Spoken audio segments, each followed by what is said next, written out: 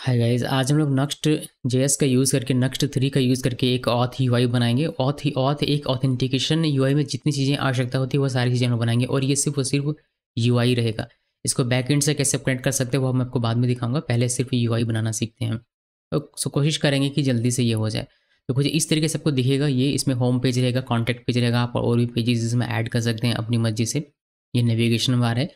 यहाँ पर लॉगिन का आपको फॉर्म मिलेगा, फिर रजिस्ट्रेशन का फॉर्म मिलेगा, प्रॉपर वैलिडेशन वगैरह सब कुछ मैंने लगाया हुआ देख सकते हैं। एकदम सब कुछ बढ़िया तरीके से लगा हुआ है। तो अगर यहाँ तक आपने देखा, अभी मैं इसमें एक अगर रजिस्ट्रेशन करके आपको दिखाऊँ, बिकॉज मैंने इसमें बैकएंड लगा दिया हुआ है, आपका ये काम नहीं करेगा बिकॉज हम लोग सिर्फ यहाँ यूआई देखेंगे तो काम नहीं करेगा। लेकिन मैं आपको एक करके दिखाता हूँ। जैसे मैंने लिखा है इसमें नाम, और इसमें हम लोग एक ईमेल लिखते हैं। ईमेल यहीं से कोई सा ले लेता हूँ मैं, और यहाँ पर हम लोग पासवर्ड भी दे देते हैं। और यहाँ पर कन्फर्म पासवर्ड प्रॉपर वैलिडेशन यहाँ पर लगा हुआ है, तो वैलिडेशन आपको ख्याल में रखना पड़ता है सारी चीज़ें करने के लिए। तो जैसे आप यहाँ पर रजिस्टर में क्लिक करते हैं, ये हमारा रजिस्ट्रेशन सक्सेसफुल हो जाएगा। देखिए यू रजिस्टर सक्सेसफुली। अब इसमें आप लॉगिन करने के लिए जब जाएंगे, जब आप लॉगिन करेंगे यहाँ पर पासवर्ड लिखता हूँ मैं। और जब आप लॉगिन करेंगे तो ये लॉगिन का परमिशन आपको नहीं देगा, बिकॉज ये पहले बैकएंड में ऐसा कोड लिखा है कि पहले आपको एक्टिवेट करना पड़ेगा। जैसे ये वाली ईमेल मेरे पास आती है यहाँ पर, और यहाँ पर एक्टिवेट अकाउंट में क्लिक करेंगे तो ये इस तरीके से एक यूआई खुलेगा। तो ये यूआई भी हमें बनाना पड़ेगा, जिससे कि यूज़र एक्टिवेट कर सके अपने अकाउंट को। एक्टिवेट अकाउंट में क्लिक करेगा, यूआई हमें बनाना पड़ेगा, ध्यान में रखिएगा। यहाँ पे क्लिक करने के बाद थोड़ी सेकंड के बाद यहाँ पर ये एक्टिवेट हो जाएगा और इसे लॉगिन में रिडायरेक्ट कर दिया जाएगा। तो इसको मैं क्लोज़ कर देता हूँ। देखिए रिडायरेक्ट हो रहा है। अभी लॉगिन में वापस से चलते हैं यहीं से, और यहाँ पर लॉगिन में क्लिक करते हैं। देखिए हमारा लॉगिन हो गया। इस तरीके से आपको डैशबोर्ड दिखाई देगा, यूज़र पैनल, इस तरीके से प्रोफाइल दिखाई देगा, चेंज पासवर्ड, डिलीट अकाउंट और फाइनली लॉग आउट दिखाई देगा। और यहाँ पर देख पाएंगे कि हमारा लॉगिन और रजिस्ट्रेशन का टैब यहाँ से गायब हो जाता है, और यहाँ पर एक नया टैब आता है डैशबोर्ड। जब लॉगिन करता है तब जैसे लॉग आउट करेगा वैसे ये सारी चीज़ें पहले जैसे हो जाएंगे, यानी गायब हो जाएगा डैशबोर्ड, और लॉगिन और रजिस्ट्रेशन यहाँ पर दो चीज़ें चली आती हैं।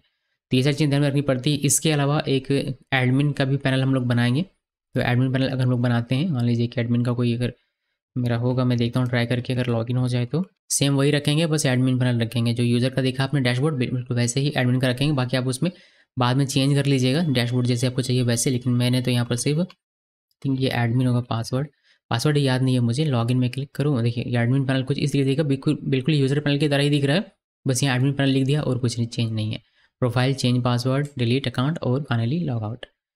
तो ये पूरा यूआई रहेगा जो हमें अभी बनाना है। इसके अलावा और कुछ चीज़ें जैसे कि फॉरगेट पासवर्ड, यहाँ पर आपको ये दिखाई देता है। अगर आप ईमेल यहाँ पर लेकर आते हैं, सेंड ईमेल में क्लिक करेंगे तो एक बैकएंड में ऐसा कोड है कि ये ईमेल चला जाएगा। यहाँ पर देखिए ये ईमेल यहाँ पर आता है, और यहाँ पर जब क्लिक किया जाएगा तो ये वाला यूआई भी हमें बनाना पड़ेगा, जिसमें कि रीसेट करने का आपको देना पड़ेगा। तो ये सारी चीज़ें करनी। अब हो सकता है कि आपका बैकएंड इस तरीके से कम्प्लीटली ना हो, जिसमें आप फॉरगेट पासवर्ड नहीं लगाना चाहते हो, या फिर आपका चेंज पासवर्ड वगैरह का इम्प्लीमेंटेशन हो, तो कोई फ़र्क नहीं पड़ता। यहाँ पर सिर्फ यूआई देखिए। जितना यूआई आपको चाहिए उतना यूआई ही आप यूज़ कीजिए। जितना यूआई आप अपने बैकएंड में लॉजिक लगा सकते हैं, उतना यूआई उतना ही पार्ट आप यूज़ कीजिए इस यूआई का। बस इतना ही मेरा कहना है। लेकिन मैं आपको यहाँ जो एक कॉमन ऑथेंटिकेशन में जितने भी स्टेप्स होते हैं, जितने भी पेजेस होते हैं, वह सारे पेजेस मैं आपको दिखा रहा हूँ, ठीक है जी। तो अभी हम लोग इसको करते हैं डिलीट हो जाए तो ये अनरीड करने के बाद डिलीट होगा क्या? डिलीट नहीं होता, ये पता नहीं क्यों। तो डिलीट हो गया। अभी इसको क्लोज कर देता हूँ, इसका कोई काम है नहीं। तो यहाँ पर हमें क्या क्या चाहिए, ये तो मैंने आपको डेमो दिखाया, इसी को हमें डेवलप करना है, ध्यान में रखना है। कुछ चीज़ें चेंज हो सकती है, मतलब एग्जैक्टली हूबहू अब दोबारा से बनाऊंगा तो दिखेगा नहीं, कुछ कुछ चीज़ें अलग दिखेंगी, लेकिन कोशिश करूँगा कि ज़्यादातर चीज़ें सिमिलर आपको देखने को मिले। तो इसको क्लोज कर दें और बात करते हैं हम लोग कि हम लोग क्या क्या इसमें यूज़ करेंगे। तो हम लोग यूज़ करेंगे इसमें नक्स्ट ORG जैसे ये दिख रहा है, तो ये नहीं है, next.com इसका होता है। तो आपको नक्स्ट 3 आपको ओपन करना है। उनका एसईओ का थोड़ा सा काम उनको करना पड़ेगा, ऊपर में ये आना चाहिए था। ये हमारा है। अभी इसका मैंने एक प्लेलिस्ट बना के रखा, आप उसको देखना चाहें तो देख सकते हैं। उसके बाद हम लोग इसमें फॉर्म किट यूज़ करेंगे। फॉर्म वैलिडेशन वगैरह सब कुछ ये ईजी तरीके से हमें करके देगा, तो ये हम लोग यूज़ करेंगे अपने नक्स्ट के साथ। उसके बाद पीनिया हम लोग यूज़ करेंगे स्टेट मैनेजमेंट के लिए, और पीनिया को परसिस्ट बनाने के लिए हम लोग ये यूज़ करेंगे पीनिया परसिस्ट स्टेट। ये वाला जो वेबसाइट है इसको यूज़ करेंगे। बाकी कुछ और प्लगइन्स होंगे, कुछ और पैकेजेस होंगे जो हम लोग जैसे जैसे आगे बढ़ेंगे तब यूज़ करेंगे, या फिर जब इसको बैकएंड से कनेक्ट करेंगे तब आपको आवश्यकता पड़ेगी, तो उसका तब का तब देखेंगे। अभी के लिए इतना है। मैंने ओपन किया VS कोड एक बनाते हैं, पहले प्रोजेक्ट क्रिएट करते हैं नक्स्ट का। तो सी ड्राइव में आते हैं हम लोग, सी ड्राइव में, और सी ड्राइव में आना है मुझे। और यहाँ पर npx नक्सी INIT, और जो भी आप नाम रखना चाहें, मैं रखता हूँ नक्स्ट ऑथ UI, ये नाम रखा।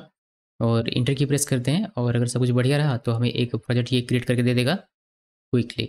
ये क्रिएट हो गया। अब इसके अंदर चलिए, इसके अंदर यहाँ पे क्या चलना है, हम लोग इसको ओपन ही कर लेते हैं यहाँ से।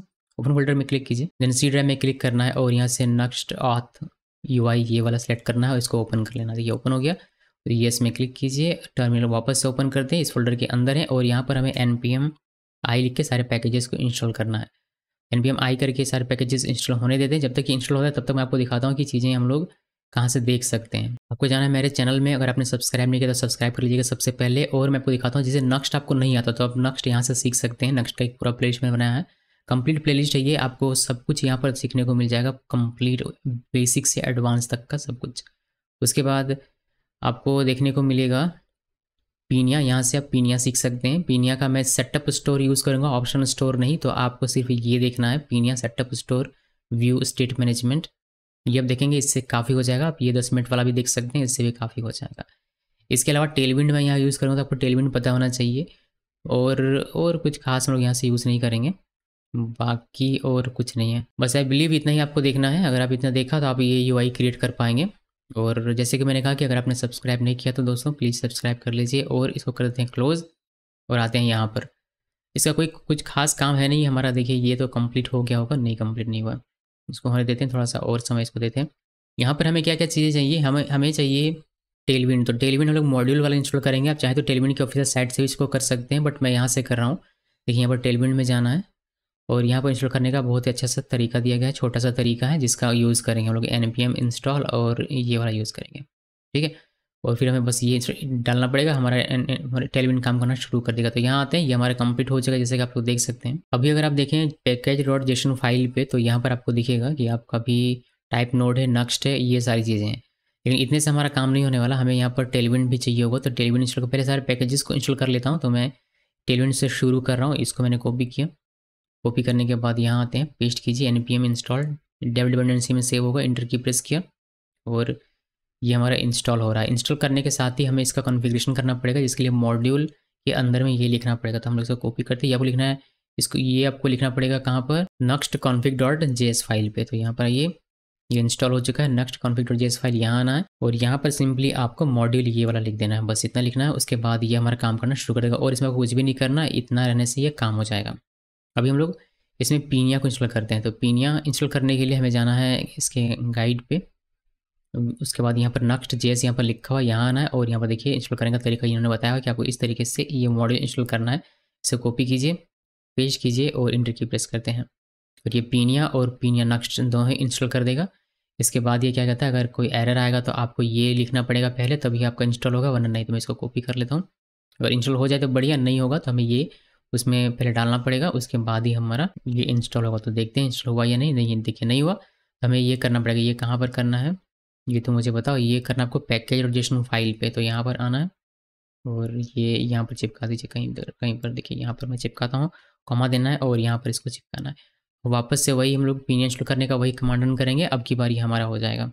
यहाँ पर इंटर की प्रेस करते हैं और इसको होने देते हैं। देखिए हमारा कंप्लीट हो गया। यहाँ पर आप देख सकते हैं कि आपका टेलविंड हो चुका है और यहाँ पर पीनिया और पीनिया नेक्स्ट दोनों ही हो चुका है। उसके बाद हमें क्या करना है, ये तो हमने कर लिया। अब इस मॉड्यूल में इसे जाके इंस्टॉल सेटअप करना है। तो इसको कॉपी करते हैं, कॉपी करने के बाद मॉड्यूल में यहाँ आना है, एक हमारा पहले से है, एक और पेस्ट करते हैं। ये दो चीज़ें हमारे टेलविंड और नेक्स्ट हमारे यहाँ से सेटअप हो जाता है और कुछ खास करने की नहीं, ये बस इतना ही करना है, फिर आपका ये काम करेगा। तो अभी के लिए इसको क्लोज कर देता हूँ मैं, इसका कोई और कुछ खास काम नहीं है। इसको पीनिया परसिस्ट को करते हैं। यहाँ पर गेट स्टार्टेड में क्लिक कीजिए, यहाँ नेक्स्ट 3 में क्लिक करना है और ये कहता है कि npm ये आपको इंस्टॉल करना पड़ेगा। तो हम इसको कॉपी करते हैं, कॉपी करने के बाद इसको पेस्ट कीजिए, पेस्ट करने के बाद इंटर की प्रेस कीजिए। पीनिया परसिस्ट क्या करेगा, देखिए पीनिया में क्या होता है कि आप पीनिया में डेटा रख सकते हैं, स्टेट मैनेज कर सकते हैं। लेकिन जैसे पेज को रिफ्रेश करें तो स्टेट अपने इनिशियल वैल्यू पे चला जाता है, जैसे कि 0 सेट किया था तो 0 पे चला जाएगा, नल है तो नल पे चला जाएगा। तो वैसा ना हो कि पेज रिलोड पर भी हमारा डेटा बना हुआ रहे, इसलिए हमने पीनिया परसिस्ट का यहाँ पर यूज़ किया हुआ है। वापस से देखने से क्या कॉन्फ़िगरेशन करना पड़ेगा। यहाँ पर ये करने के बाद हमें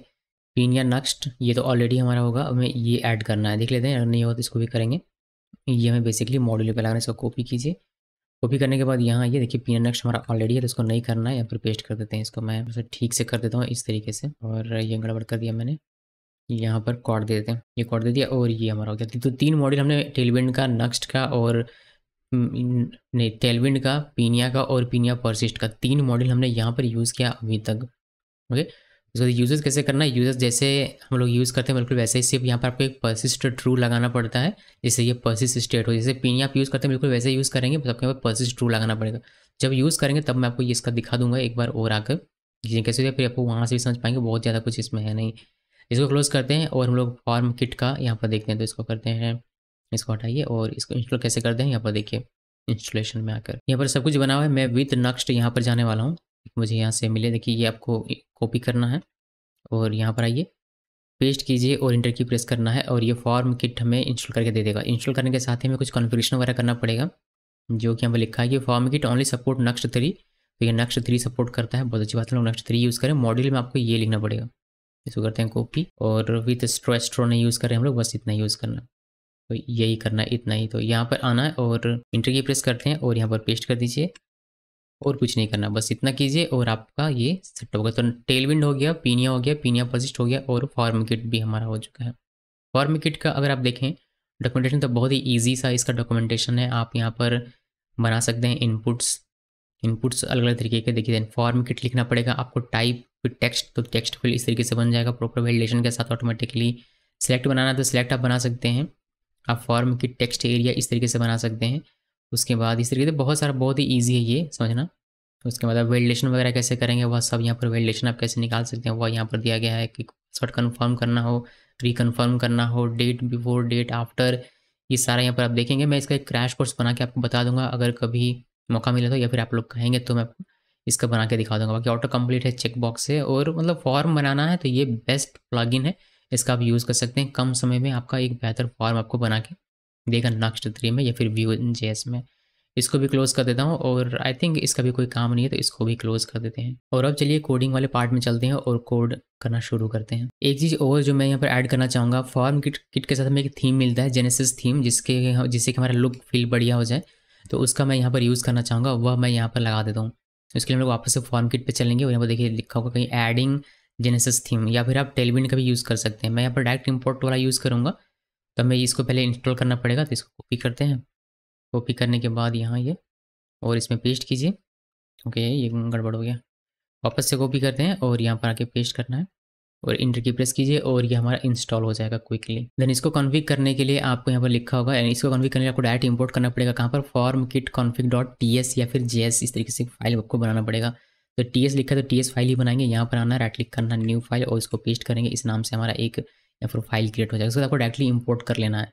इंपोर्ट करने के लिए हम लोग डायरेक्टली इसको इस तरीके से लिख सकते हैं, मैं पर प्रॉपर कोड लिख देता हूँ इसका, ये हालांकि ज़रूरी नहीं है लेकिन यहाँ पर सिर्फ ये आपको लिखना होता है और आपका ये काम करे, लेकिन सेफ साइड रहने के लिए मैंने ये पूरा का पूरा लिख दिया हुआ है। तो ये सिर्फ इंपोर्ट लिखेंगे तो भी हमारा काम होगा।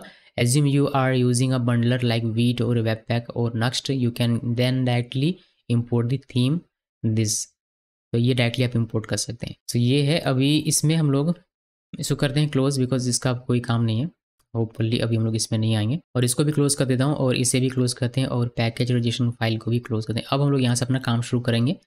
सबसे पहले पेजेस बनाते हैं, तो पेजेस बनाने के लिए पेजेस डायरेक्टरी होना जरूरी है। पेजेस बनाएंगे और यहाँ पर हम लोग ऐप डॉट व्यू में इसको पहले चेंज कर देते हैं, यहाँ पर पेज लिख देता हूँ। ओके, तो यहाँ पर एक इंडेक्स पेज बनाना है, तो index page, index dot vue, then हम लोग यहाँ पर कॉन्टैक्ट पेज बनाएंगे, तो कॉन्टैक्ट डॉट व्यू। 2 पेज बनाए हमने। हमें इसमें कोड में लिख देता हूँ कि किस तरीके से कोड होगा। इंडेक्स डॉट व्यू में क्विकली करेंगे, थोड़ा सा जल्दी जल्दी करेंगे, बिकॉज आपको आता होगा नेक्स्ट टेलविंड, हम लोग क्विकली करेंगे। देखिए इसमें मैंने लिखा टेम्पलेट टैग के अंदर में एक डिव बनाया, H1 में फॉन्ट बोल्ड लिया है, टेक्स्ट साइज हमने 2XL किया हुआ है और होम पेज बस इतना सही लिखा हुआ है और कुछ भी इसमें लिखने की आवश्यकता नहीं है, इसी से हमारा काम हो जाएगा। उसी तरीके से हम लोग कॉन्टैक्ट वाले पेज में चलते हैं और यहाँ पर सिर्फ स्क्रिप्ट सेटअप में कुछ नहीं लिखना, टेम्पलेट में डिव लिखेंगे, एक H1 देंगे जिसमें कॉन्टैक्ट से लिखा हुआ है और एक पी में सिर्फ अपना ईमेल आईडी मैंने दिया हुआ है और यहाँ पर कुछ भी लिखने की आवश्यकता नहीं है। तो 2 पेजेस हमारे यहाँ पर बन जाते हैं, जो आप इसमें देख सकते हैं। अब अगर मैं इसको रन करूँ, npm run tab dash dash dash O, तो ये हमें रन होकर दिखाई देगा। यहाँ पर देखिए होम पेज दिख रहा है, इसी तरीके से आपको कॉन्टैक्ट पेज भी दिखाई देगा, कॉन्टैक्ट पेज, देखिए कॉन्टैक्ट पेज दिख रहा है। अब इसका नेविगेशन बार बना लेते हैं, बिकॉज ये ऐसे तो कोई लिख के तो नहीं करेगा, तो हम लोग एक कॉम्पोनेंट फोल्डर बनाते हैं यहाँ पर कॉम्पोनेंट्स नाम से। उसके बाद इसके अंदर में एक फाइल क्रिएट करते हैं और फाइल का नाम रखेंगे मेन नंबर या फिर टॉप नैप बार, टॉप नैप बार हमने लिखा है इसका नाम। और .view लिख दिया। ओके, तो नेविगेशन बार हमने बना लिया। अभी देख सकते हैं आप, मैं आपको पूरा समझा देता हूँ, आपको समझ में आ जाएगा। टेलविंड का क्लासेस बस ऐड है और बेसिक्स HTML है और कुछ नहीं है, इसमें ज़्यादा समय नहीं देते। इज़ ऑथेंटिकेटेड हमारा इनिशियली फॉल्स रहेगा। ये बेसिकली हमारा ये जो आइडिया, मतलब ये जो रेफ, इसका वैल्यू हमें पीनिया स्टोर से लाना है लॉगिन होने के बाद। जब बैकएंड इसमें इंप्लीमेंट करेंगे तब आपको ये समझ में आएगा कि वहाँ से हमारा लॉगिन होते ही हमारा इज़ ऑथेंटिकेटेड ट्रू होगा और ये स्टोर से परसिस्टेंट रहेगा, तो हमारा यहाँ पर उसका वैल्यू चलाएगा ट्रू, और फिर बाकी आगे का लॉजिक हमारा होगा। उसी तरीके से इस मोबाइल मेन्यू ओपन, यानी कि जो ये रिस्पॉन्सिव होगा, तो उसके लिए भी हमने एक रैप बनाया हुआ है। टेम्पलेट में हमने नैप बनाया जिसमें हमने BG ग्रे 800 का दिया हुआ है। डिव जिसमें क्लास दिया है मैक्स विड्थ 7XL का, और मार्जिन दिया हमने ऑटो, फिर पैडिंग दिया है हमने 2, और स्मॉल डिवाइस पे हमने दिया है पैडिंग 4 का। LG पे डिवाइस पे हमने पैडिंग दिया 8 का। डिव इसमें फ्लैग्स आइटम सेंटर हो, जस्टिफाई बिटवीन हो, और हाइट इसका 16 दिया हुआ। उसी के अंदर में फ्लैग्स आइटम सेंटर, और ये हमारा फ्लैग्स श्रिंक 0, और यहाँ पर हमारा नाम दिखेगा, या फिर आप लोगो यहाँ पर दे सकते हैं अपनी वेबसाइट का। उसके बाद यहाँ पर आप देख सकते हैं कि मैंने ए टैग यूज़ किया है बजाय नेक्स्ट लिंक के, बिकॉज मैं चाहता हूँ कि इस पर जब कोई क्लिक करे इस नाम पे तो पेज हमारा रीलोड हो, इसी वजह से। उसके बाद डिव, यहाँ पर हिडन MD ब्लॉक ये हो जाएगा, और ये हिडन मैंने दिया हुआ है, ये भी ध्यान में रखिएगा। यहाँ पर डिव दिया और फ्लैग्स वगैरह दिया हुआ है। फिर नेक्स्ट में हमारा ये होम पेज बनेगा, इसलिए मैंने सिर्फ स्लैश देकर इसको छोड़ दिया, जिससे कि index.view हमारा इस पर चलेगा। क्लासेस इसमें टेलविंड के दी हुई हैं। PX3 दिया, यानी कि पैडिंग 3 दिया हुआ है। फिर पैडिंग PY हमने दिया है 2, फिर राउंडेड ये MD दिया हुआ है। टेक्स्ट SM हो जाएगा, फॉन्ट मीडियम रहेगा, टेक्स्ट हमारा वाइट रहेगा, हॉवर करने पे ग्रे इसका 300 हो जाएगा, और ये होम हमें दिखेगा। उसी तरीके से कॉन्टैक्ट का मैंने बनाया हुआ, इसी को भी पेस्ट करके फिर यहाँ पर मैंने डैशबोर्ड का भी बना दिया, लेकिन डैशबोर्ड में हमने VIF लिखा हुआ है कि अगर इज़ ऑथेंटिकेटेड ट्रू है तभी ये दिखे, जैसे कि अभी ये फॉल्स है तो ये डैशबोर्ड में नहीं दिखेगा, ठीक है, ये हिडन रहेगा। उसी तरीके से अगर इज़ ऑथेंटिकेटेड नॉट ट्रू है, यानी कि फॉल्स है, तो हमें ये वाला दिखेगा, यानी कि लॉगिन दिखेगा और रजिस्टर दिखेगा, ये 2 चीज़ें। तो अभी तो हमारा ये फॉल्स है तो लॉगिन रजिस्ट्रेशन हमारा दिखेगा। ये बेसिक सा लॉजिक है, मैं समझता हूँ कि आप सबको समझ में आ गया होगा अच्छे तरीके से। उसके बाद मोबाइल मेन्यू के लिए हमने यहाँ अलग से कोड लिखा हुआ है, आप देख सकते हैं यहाँ पर सेट होगा कि मोबाइल एक मेन्यू, हमारा एक हैमबर्गर का आइकन रहेगा, उस पर क्लिक करने से मोबाइल मेन्यू ओपन और क्लोज होगा, और उस पर सेम वही लॉजिक है हमारा। देखेंगे आप यहाँ पर तो कि अगर ये ट्रू है तो हमें मेन्यू दिखाई देगा, वरना नहीं दिखाई देगा। बाकी यहाँ पर वही है कि स्लैश पे हमारा होम दिखेगा, और इस पर जब भी क्लिक हो तो ये फॉल्स सेट हो, जैसे कि हमारा मेन्यू ऑटोमेटिकली क्लोज हो जाए किसी टैब के क्लिक होने पर। इस तरीके से नेक्स्ट लिंक पे हमने कॉन्टैक्ट दिया और इसमें ये हमने सभी पे सेट किया, जिससे कि क्लिक होने पर हमारा मेन्यू ऑटोमेटिकली क्लोज हो जाएगा, हमारा वो पेज ओपन होकर में दिखाई दे। फिर इसी तरीके से डैशबोर्ड होगा, लेकिन डैशबोर्ड तभी होगा जब इज़ ऑथेंटिकेटेड ट्रू होगा। उसके बाद इज़ ऑथेंटिकेटेड ट्रू नहीं होता है तो हमें लॉगिन दिखाई देगा, रजिस्ट्रेशन दिखाई देगा, और बाकी सबका क्लोजिंग यहाँ लिखा हुआ है। और यहाँ पर राउटर लिंक एक्टिव दिया हुआ है, जिससे कि हम लोग कौन सा टैब हमारा एक्टिव है वो हमें देख सकें। तो एक बेसिक सा CSS है जिसमें बैकग्राउंड कलर हमने ये दिया हुआ है और कलर हमने ब्लैक दिया हुआ है। तो ये हमें देखना है ये नैप बार कैसा दिखता है, टॉप नैप बार। ये देखने के लिए आप इसको यहाँ पर चिपका सकते हैं। अगर आप यहाँ आएँ और यहाँ पर लिखें टॉप नैप बार, तो ये आपको दिख जाएगा। हम इसको सेव करें, सेव करने के बाद यहाँ आते हैं, ये कुछ इस तरीके से आपको देखने को मिलेगा। तो होम में जाएंगे तो होम दिखेगा, कॉन्टैक्ट में कॉन्टैक्ट, लॉगिन में ये लॉगिन, और रजिस्ट्रेशन में क्यों ऐसा हो रहा है भाई, इसमें देखना पड़ेगा मुझे कि ये इस तरीके से क्यों हो रहा है। तो ये हो गया अभी। ओके, इसमें ये नहीं जा रहा बिकॉज ये पेजेस हमारे क्रिएट नहीं है, इसी वजह से, जाहिर सी बात है। तो उसको जब क्रिएट करेंगे तब ये हमारा एक्टिव हो जाएगा, बिकॉज उसमें हम लोग ये जो कहाँ गया हमारा, ये जो हमारा अभी इसमें हैश दिया हुआ है, इसको हम लोग चेंज करेंगे तो ये हमारा नेविगेट होना शुरू हो जाएगा। अभी है नहीं, तो वो इसी वजह से हमारा काम नहीं कर रहा, ठीक है। अब मैं चाहता हूँ कि यहाँ पर हम लोग टॉप नैप बार ना लिखें, उससे अच्छा है कि एक लेआउट क्रिएट किया जाए। तो एक लेआउट से हम लोग एक लेआउट फोल्डर पहले बनाते हैं। तो ले आउट्स फोल्डर बनाया, और इसके अंदर में एक डिफ़ॉल्ट लेआउट बनाएंगे जिसका नाम रखेंगे डिफ़ॉल्ट। तो डिफ़ॉल्ट डॉट व्यू ये लिखा, और सिंपल सा कोड लिखेंगे इसमें न, जो हमारा टॉप नैप बार यहाँ लिख देंगे, स्लॉट यहाँ पर लिख देंगे, सारे पेजेस यहाँ पर एंटर होंगे और टॉप हमारे यहाँ पर दिखेगा। अब हमें यहाँ पर ऐप डॉट व्यू में ये लिखने की आवश्यकता नहीं है, लिखा हमें इसे नेक्स्ट लेआउट से रैप करना पड़ेगा। तो यहाँ पर इसको कट करते हैं, लिखते हैं नेक्स्ट लेआउट, और इसको पेस्ट करें, इस तरीके से दिखेगा। तो अभी हमारा ये सेम वही दिखेगा, बस हमने लेआउट के थ्रू इसको लिया हुआ। इसको रिफ्रेश करेंगे, देखिए यहाँ पर आपको देखिए होम कॉन्टैक्ट, बाकी ये पेज एक्टिवेट होगा तो ये भी आपको दिखना शुरू हो जाएगा। तो लेआउट वगैरह हमने इसमें बना लिया हुआ है, और इसमें लेआउट में और कुछ खास काम करना है नहीं, यहाँ भी हमें कुछ खास काम करना है। अब चलिए रजिस्ट्रेशन का पेज बनाते हैं, बिकॉज रजिस्ट्रेशन पेज पहले बनाएंगे, फिर लॉगिन, फिर बाद में धीरे धीरे आगे बढ़ेंगे। तो पेजेस के अंदर में एक फोल्डर बनाइए अकाउंट्स नाम से, या सिर्फ अकाउंट रखते हैं। और इस अकाउंट के अंदर में एक हम लोग रजिस्टर नाम से पेज क्रिएट करेंगे, register dot view. Register dot view में मैंने क्विकली कोड लिख दिया, आप इसको देख लीजिए। पहले मैं आपको फॉर्म दिखाता हूँ। यहाँ पर डिव लिखना है, फिर मार्जिन दिया है 32 का और विड्थ दिया है 96 का और मार्जिन MX ऑटो में है।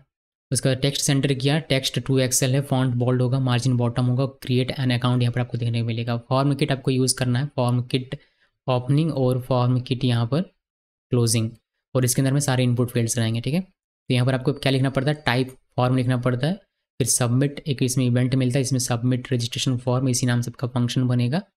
और सबमिट लेबल आपका रजिस्टर यहाँ पर लिख सकते हैं, अपनी मर्जी से कुछ भी लिख लीजिए। फिर इसका एक ID दे दिया, एक यूनिक नाम दे दिया, रजिस्ट्रेशन फॉर्म दिया हुआ है। इसी से हम लोग इसको रीसेट भी कर पाएंगे, बाद में भी इसमें आएंगे थोड़ी देर में।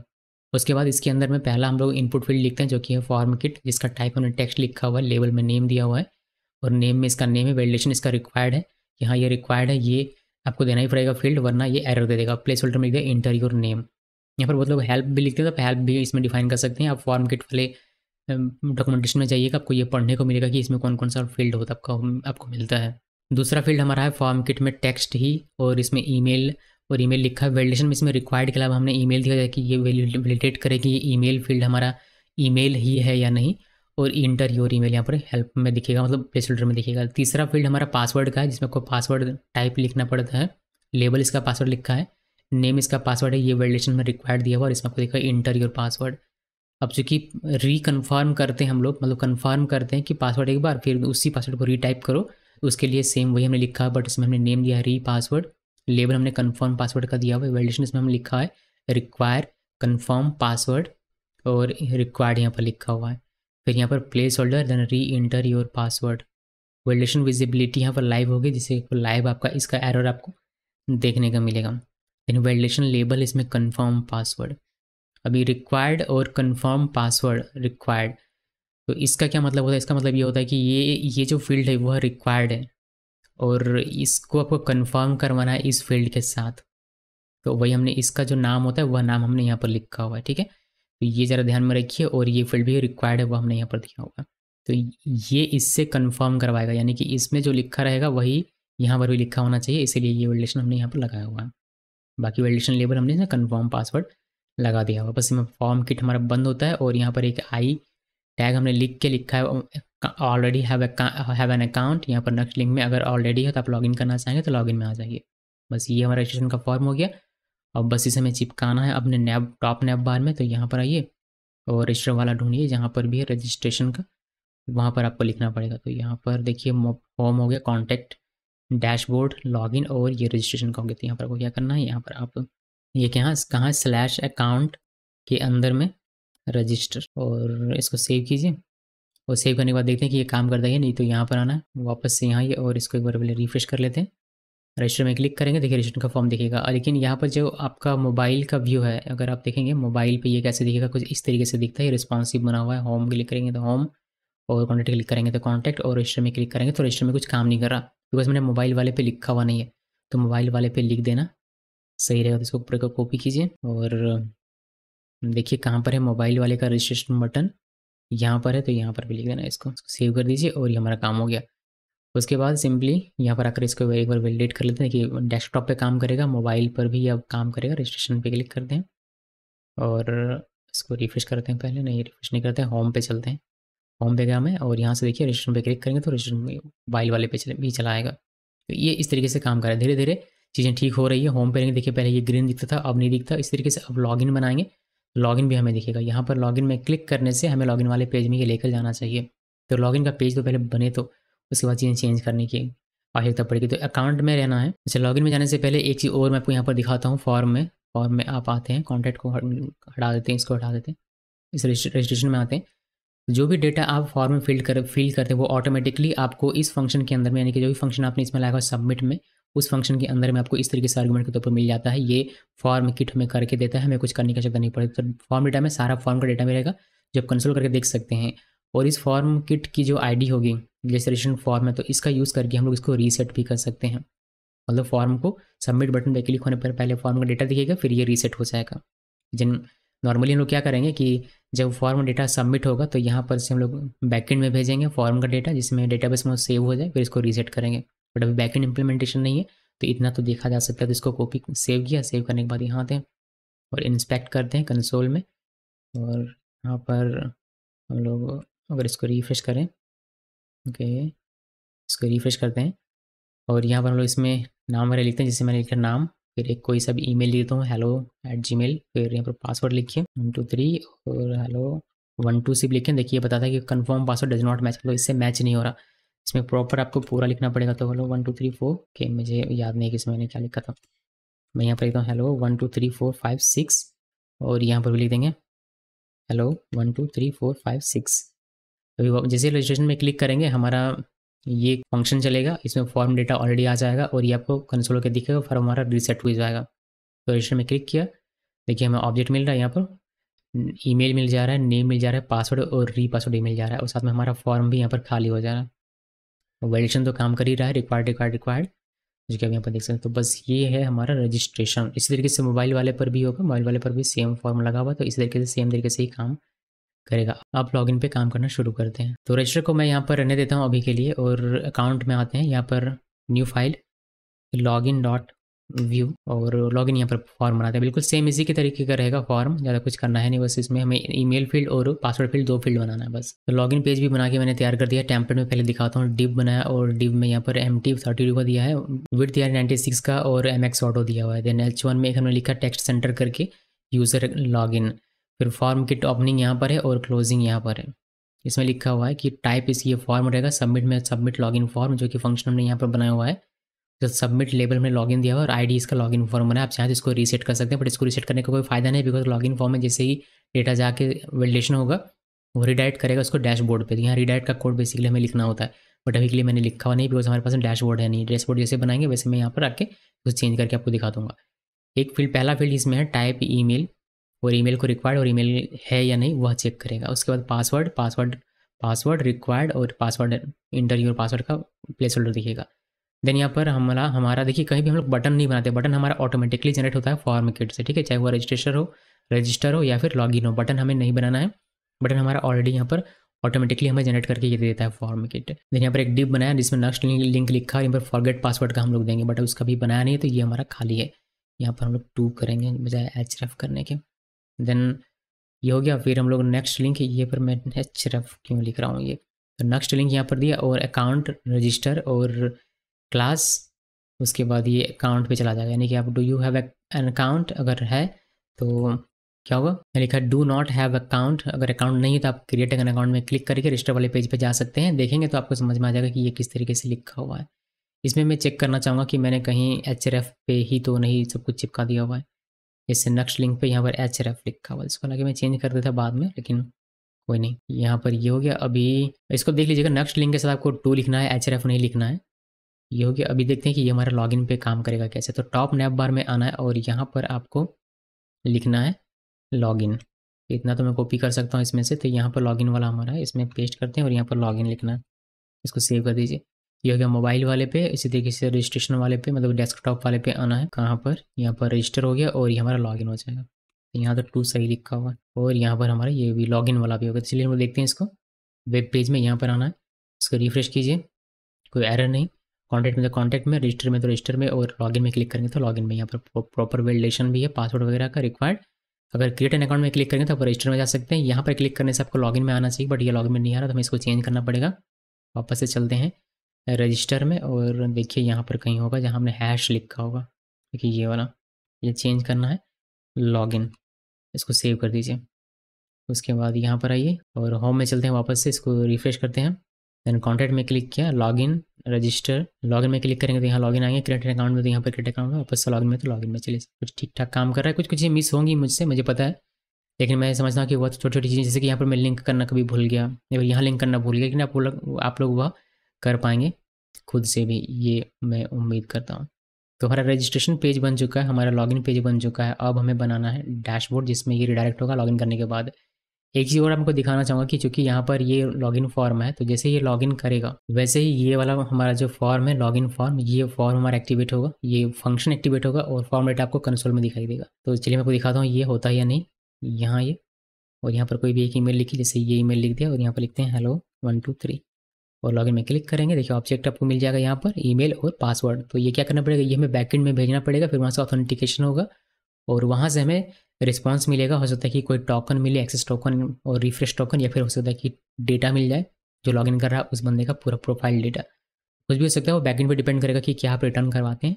अभी के लिए ये यूआई है जो कि हमें दिख रहा है। लॉगिन में क्लिक होने पर अगर लॉगिन सक्सेसफुल होता है तो ये हमारा चला जाना चाहिए डैशबोर्ड पे। तो डैशबोर्ड पहले बनाए तो उसके बाद हमारा काम होगा। तो डैशबोर्ड बनाने के लिए हमें डैशबोर्ड क्रिएट करना पड़ेगा, जिसके लिए मैं यहाँ पर एक और फोल्डर क्रिएट करूँगा पेजेस के अंदर में यूज़र नाम से, बिकॉज यूज़र का डैशबोर्ड अलग रहेगा। कल को एडमिन बनाते थे, एडमिन का हो सकता है कि अलग रहे, इसलिए यूज़र के अंदर बनाते हैं। यहाँ पर लिखे हैं डैशबोर्ड डॉट व्यू और इसमें क्विकली कोड लिखते हैं। डैशबोर्ड मैंने बना दिया, बहुत ही ईजी सा डैशबोर्ड है। डिव फ्लैक्स रैप और यहाँ पर एक साइड पर हमें बनाना पड़ेगा जिसका मैंने जगह खाली करके रखा हुआ है। मेन कंटेंट में फिलहाल के लिए हमारे पास क्लास है विथ फुल और ये क्लासेस कुछ लिखी हुई हैं जिसमें यूज़र पैनल आपको दिखाई देगा H1 के अंदर। फिर यहाँ पर data from API response, because हम लोग जैसे ही लॉगिन करेंगे वैसे ही हमें रिस्पॉन्स मिलेगा API से यानी कि बैकएंड से। तो वो हम लोग दिखाना चाहेंगे, जैसे नाम हमें मिल सकता है, ID मिल सकती है, ईमेल मिल सकता है, तो हम लोग दिखाना चाहेंगे। बस इसमें और कुछ खास है नहीं, बस एक H2 के अंदर ये लिख दिया और P के अंदर में ये डैशबोर्ड देखने की कैसा दिखता है। उसको सेव किया, सेव करने के बाद यहाँ ये, और जो कि डैशबोर्ड का कोई है नहीं अभी। अगर हम लोग ईज ऑथेंटिकेटर को ट्रू कर दें तो फिर हमारा डैशबोर्ड दिखने लगेगा। उसके लिए हमें यहाँ पर जाना पड़ेगा और यहाँ पर आपको इसको ट्रू करवाना पड़ेगा। जैसे ट्रू करते हैं, सेव कीजिए, वैसे क्या, जैसे ये ट्रू होगा वैसे हमारा डैशबोर्ड यहाँ पर नॉट ट्रू यानी कि फॉल्स, तो ये दिखेगा नहीं, ये दिखेगा नहीं और आपका डैशबोर्ड दिखना शुरू होगा। डैशबोर्ड का कहाँ गया, डैशबोर्ड का यहाँ पर है। ये ट्रू हो जाएगा तो डैशबोर्ड दिखना शुरू हो जाएगा इसमें भी, और मोबाइल वाले पे भी सेम लॉजिक है। यहाँ ये देखिए डैशबोर्ड दिख रहा है। डैशबोर्ड पे क्लिक करेंगे तो हमें डैशबोर्ड पे लेके जाए, इसीलिए डैशबोर्ड पे हमें वो मेंशन करना पड़ेगा। तो यहाँ पर ये हटाइए और यहाँ पर लिखिए यूज़र डैशबोर्ड, सेव कीजिए और यहाँ पे क्लिक करेंगे। देखिए यूज़र पैनल दिख रहा है और हमें नाम वगैरह नहीं दिख रहा है, क्यों नहीं दिख रहा है वो हमें देखना पड़ेगा। इसको करते हैं क्लोज और एक बार रिफ्रेश किया तो ये दिखने लगा। देखिए user panel, data from API response और नाम दिख रहा है, ID दिख रहा है, ईमेल दिख रहा है। यहाँ पर एक डैशबोर्ड बनाते हैं, इसमें हम लोग यूज़र का डैशबोर्ड रहेगा, डैशबोर्ड, प्रोफाइल, चेंज पासवर्ड, इस तरीके से एक साइड बार हमें यहाँ पर बनाना पड़ेगा। चलिए साइड बार बनाते हैं और फिर उसको लगाते हैं यहाँ पर, क्योंकि अभी आगे हमें इसमें चेंज पासवर्ड वगैरह सब कुछ बनाना था। सभी में अगर एक एक करके सिंगल कोड करेंगे साइड बार का यहाँ पर सभी पेजेस में, तो उसमें बड़ा ही लफड़ा हो जाएगा, मतलब कोड रिडंडेंट होगा। उससे अच्छा एक कॉम्पोनेंट बना के सभी में चिपकाया जाए। तो यहाँ पर न्यू फाइल करते हैं और यहाँ पर लिखते हैं साइड बार डॉट व्यू। अब इसको इसका अलग से एक लेआउट भी बना के कर सकते हैं, बट मैं अभी के लिए फिलहाल साइड बार बना के सभी में साइड बार लगा दूंगा। तो साइड बार मैंने बना दिया, टेम्पलेट में देख सकते हैं डिप बनाया, फिर क्लास में विथ फुल दिया हुआ है और ये कुछ क्लासेस हैं। यहाँ पर नेक्स्ट लिंक यूज़र डैशबोर्ड यहाँ लिख दिया, यानी कि डैशबोर्ड को क्लिक करेगा तो यूज़र डैशबोर्ड पे चला जाएगा, जो भी हमने बनाया था डैशबोर्ड इस पे चला जाएगा। उसके बाद एक नेक्स्ट लिंक में हमने यहाँ प्रोफाइल का बना के रख दिया हुआ है, चेंज पासवर्ड का और डिलीट अकाउंट का। देन लॉगआउट में एक फंक्शन लगाया हुआ, ये बटन है, ऑन लॉगआउट होगा क्लिक, जिससे क्लिक होने पर ये वाला फंक्शन चलेगा और ये आपको ऐड कर देगा अकाउंट, लॉगिन अकाउंट पे। तो अकाउंट्स के अंदर जो लॉगिन पेज है उस पर ऐड कर देगा, बिकॉज लॉगआउट करेंगे तो लॉगिन पे जाना चाहिए, फिर होम पे जाना चाहिए। तो इनमें से कोई मैं लॉगिन पे भेज रहा हूँ, आप चाहें तो इसमें इसको होम पे भेज सकते हैं। होम पे भेजने के लिए आपको सिंपली सिर्फ और यहाँ पर स्लैश इस तरीके से लिखना पड़ेगा बस, बट लॉगिन पे भेजना ज़्यादा बेटर होता है। वापस से शायद वो लॉगिन करना चाहे इसी वजह से। और यहाँ पर राउटर लिंक एक्टिव करने के लिए हमने ये भी लिख दिया हुआ कि कौन सा हमारा इस नेविगेशन का कौन सा हमारा लिंक एक्टिव है वह पता चले, बिकॉज ये स्कोप्ड है तो सिर्फ इसी के अंदर काम करेगा। अब ये साइड बार हमें जहाँ जहाँ भी चाहिए वहाँ चिपकाना पड़ेगा। तो यहाँ पर मुझे एक तो यहाँ पर चाहिए, तो साइड बार यहाँ पर लिख दीजिए और इसको सेव कर दीजिए। अब देखिए यहाँ पर आपको ये दिखेगा, देख रहे हैं यहाँ पर दिख रहा है। अभी तो कुछ इस तरीके से दिख रहा है, बट ये ठीक हो जाएगा धीरे धीरे जैसे आगे बढ़ेंगे वजह से। तो डैशबोर्ड में पहले आते हैं यहाँ पर और आई थिंक इसको मैं क्लोज कर देता हूँ। साइड बार में हमने ये लिख दिया हुआ यूज़र डैशबोर्ड और यहाँ पर कुछ करने की आवश्यकता नहीं है और यहाँ पर भी कुछ खास करने की आवश्यकता है नहीं, तो इसको करते हैं क्लोज। टॉप नेप बार में एक बार देख लेते हैं, मोबाइल वाले पे हमने किया है नहीं, देखिए यहाँ पर हमने ये किया हुआ नहीं है डैशबोर्ड का, तो इसको मैं यूज़र डैशबोर्ड यहाँ लिखना पड़ेगा। इसको सेव कीजिए और मोबाइल वाले पे भी अब ये काम करेगा, उसको चेक कर सकते हैं। इसमें और कुछ खास काम है नहीं, तो इसको हम लोग करते हैं क्लोज करने के बाद अब हम लोग इसी साइड बार में आगे बढ़ते चलते हैं। जैसे डैशबोर्ड बना लिया, अब हम लोग प्रोफाइल बना लेते हैं, फिर change password, then delete account और फिर लॉग आउट तो बना हुआ है, बटन की तरह काम कर रहा है। सो दूसरा हमारा काम है क्या, अभी नेक्स्ट काम क्या है हमारा, प्रोफाइल बनाना। प्रोफाइल बनाने के लिए यूज़र में आपको एक नया पेज बनाना पड़ेगा, प्रोफाइल डॉट व्यू के नाम से पेज हमने बनाया। हम लोग इसका कोड क्विकली कर लेते हैं, फिर मैं आपको समझा दूंगा। प्रोफाइल हमारा बन गया, टेम्पलेट में पहले देखिए फ्लैक्स लिखा हुआ है, फ्लैक्स रैप और साइड बार मैंने यहाँ पे चिपका दिया हुआ है और बाकी टेलविन की क्लासेस है कुछ यहाँ पर देख सकते हैं। H1 में लिखा है अपडेट यूज़र प्रोफाइल या फॉर्म किट, जिसमें फॉर्म टाइप दिया हुआ है सबमिट, इसका सबमिट प्रोफाइल फॉर्म जो कि ये वाला फंक्शन को एग्जीक्यूट करवाएगा सबमिट होने पर। फॉर्म किट में सिर्फ एक फील्ड है जो कि नेम अपडेट करने का काम करता है, जो रिक्वायर्ड है। और यहाँ पर वी मॉडल में हमने एक प्रॉपर्टी बनाकर देख सकते हैं, रैप मैंने बनाकर रैप ऑब्जेक्ट बनाकर हमने यहाँ पर इसको लिख दिया हो। तो यहाँ पर जो भी वैल्यू वह हमें यहाँ पर दिखता है। होगा ये कि ये जो वैल्यू ये हमारा आएगा सर्वर से, मतलब बैकएंड से आएगा, और वह वैल्यू हम लोग यहाँ पर दिखाएंगे, लेकिन जब होगा तब। लेकिन अभी के लिए इनिशियली तो यहीं से दिखाना पड़ेगा। फॉर्म किट बंद होता है और यहाँ से डिव हमारे सारे बंद होते हैं, और कोई CSS है नहीं तो इसकी आवश्यकता है नहीं। अब इसको हटा सकते हैं। मैं आपको दिखाता हूँ ये दिखता कैसे, लेकिन उससे पहले प्रोफाइल चूँकि हमारे पास आ चुका है तो हम लोग साइड बार में इसको मेंशन कर सकते हैं। यहाँ पर इसको हटाइए, यहाँ पर लिखिए /user/profile, तो सेव कीजिए। अगर कहीं और मेंशन करने का हो तो आप वहाँ पर मेंशन कर लीजिएगा। मुझे हो सकता है कि मैं मिस कर जाऊँ कहीं मेंशन करना, तो आप उसको ध्यान में रखिएगा। तो फिलहाल के लिए इसमें है, और इसको चलिए देखते हैं यहाँ पर। सो डैशबोर्ड में है तो डैशबोर्ड में ये दिखता है। प्रोफाइल में क्लिक करेंगे तो प्रोफाइल में आपको ये दिखेगा। फिर आप अपडेट में क्लिक करेंगे, जैसे मैं इसमें इंस्पेक्ट करूँ, कंसोल करूँ और अपडेट में क्लिक करूँ तो मुझे ये डेटा यहाँ पर मिल जाता है। देखिए नाम, और ये इस नाम से क्या होगा, ये जब हम लोग अपडेट पे क्लिक करते हैं तो ये फंक्शन यहाँ पर नहीं, ये फंक्शन चलता है हमारा, ये वाला फंक्शन, ये वाला, और ये फॉर्मेट हमें दिखाई देता है। तो हमें ये क्या करना पड़ेगा, इसको हमें बैकएंड पे भेजना पड़ेगा, फिर हमारे डेटाबेस में जाके नया नाम अपडेट हो जाएगा। ठीक है, इस तरीके से बैकएंड का लॉजिक भी मैं थोड़ा सा आपको बताता चलता हूँ, ताकि आप जब इसमें इंप्लीमेंटेशन करेंगे अपने हिसाब से बैकएंड कोई सा भी, चाहे वह जेंगो रेस्ट फ्रेमवर्क हो, फिर लारावेल API हो, या फिर आपका नोड एक्सप्रेस हो, या फिर कोई भी अदर फास्ट API, फिर कुछ भी हो, आप उसको कर सकेंगे। थोड़ा सा बेसिक आइडिया भी मैं आपको देकर चल रहा हूँ। इसको प्रोफाइल हमारा हो गया, इसको क्लोज करते हैं। प्रोफाइल के बाद और क्या है, यूज़र प्रोफाइल के बाद यहाँ पर है चेंज पासवर्ड। तो चलिए चेंज पासवर्ड के लिए यूज़र के अंदर ही हम लोग बनाएंगे चेंज पासवर्ड .view के नाम से, और ये फाइल हमारी गेट होगी, इसमें कोड लिखते हैं। तो चेंज पासवर्ड मैंने यहाँ पर बना लिया हुआ है, आप देख सकते हैं। मैं आपको टेम्पलेट पहले दिखाता हूँ, साइड बार मैंने यहाँ पर लगा दिया हुआ है, और यहाँ पर देख सकते हैं कि आपको दिखेगा change password, then form kit यहाँ से शुरू, यहाँ पर खत्म। इसके अंदर में क्या क्या चीज़ें हैं, जैसे कि टाइप फॉर्म होगा, ये वाला फंक्शन हमारा चलेगा जब भी इस के बटन पर क्लिक होगा तब चेंज, और चेंज पासवर्ड फॉर्म इसका ID रखा है जो कि हमें रिसेट करने के काम आएगा। पहला फील्ड है पासवर्ड और न्यू पासवर्ड जो कि रिक्वायर्ड है। उस तरीके से दूसरा फील्ड है हमारा पासवर्ड, कंफर्म पासवर्ड, और हमने वही चीज़ यहाँ पर लिखी हुई जो हमने लॉगिन रजिस्ट्रेशन में लिखा हुआ था, बिल्कुल वही। और यहाँ पर हमारा करंट पासवर्ड। तो पासवर्ड चेंज करने के लिए आपको न्यू पासवर्ड देना पड़ेगा, और न्यू पासवर्ड को कंफर्म करना पड़ेगा, और ओल्ड पासवर्ड आपको देना पड़ेगा। ठीक है, तो इतना करना पड़ेगा। फिर हमारा फॉर्म सेव होगा, जब सबमिट होगा, जैसे सबमिट होगा फॉर्म डेटा पे डेटा आएगा और फॉर्म हमारा रीसेट हो जाएगा। तो सेव कीजिए, मैं मेंशन करना पड़ेगा यहाँ पर मेंशन कर लेते हैं। ये हटाइए, लिखिए यूज़र, और यहाँ पर आपको लिखना पड़ेगा change_ पासवर्ड। ये लिखिए, सेव कीजिए, और देखिए ये हमारा काम करता है या नहीं। तो यहाँ आना है, और इसको थोड़ा सा इधर कर लेते हैं। ये होम में जा सकता है, लॉगिन है तो होम में जा सकता है, कॉन्टैक्ट में जा सकता है, डैशबोर्ड में भी जा सकता है, डैशबोर्ड में तो डैशबोर्ड में, प्रोफाइल में तो प्रोफाइल में, और अब चेंज पासवर्ड में भी आ सकता है, जहाँ पर ये जैसे कि पासवर्ड लिखता है न्यू पासवर्ड, मान लीजिए हेलो, पता नहीं क्या लिख दिया मैंने, हेलो। इसमें वैलिडेशन वगैरह पूरी तरीके से वैलिडेशन है, दोनों ये कंफर्म मैच करना चाहिए वरना नहीं। ठीक है, तो जो नॉर्मल वैलिडेशन होता है वो सब है इसमें।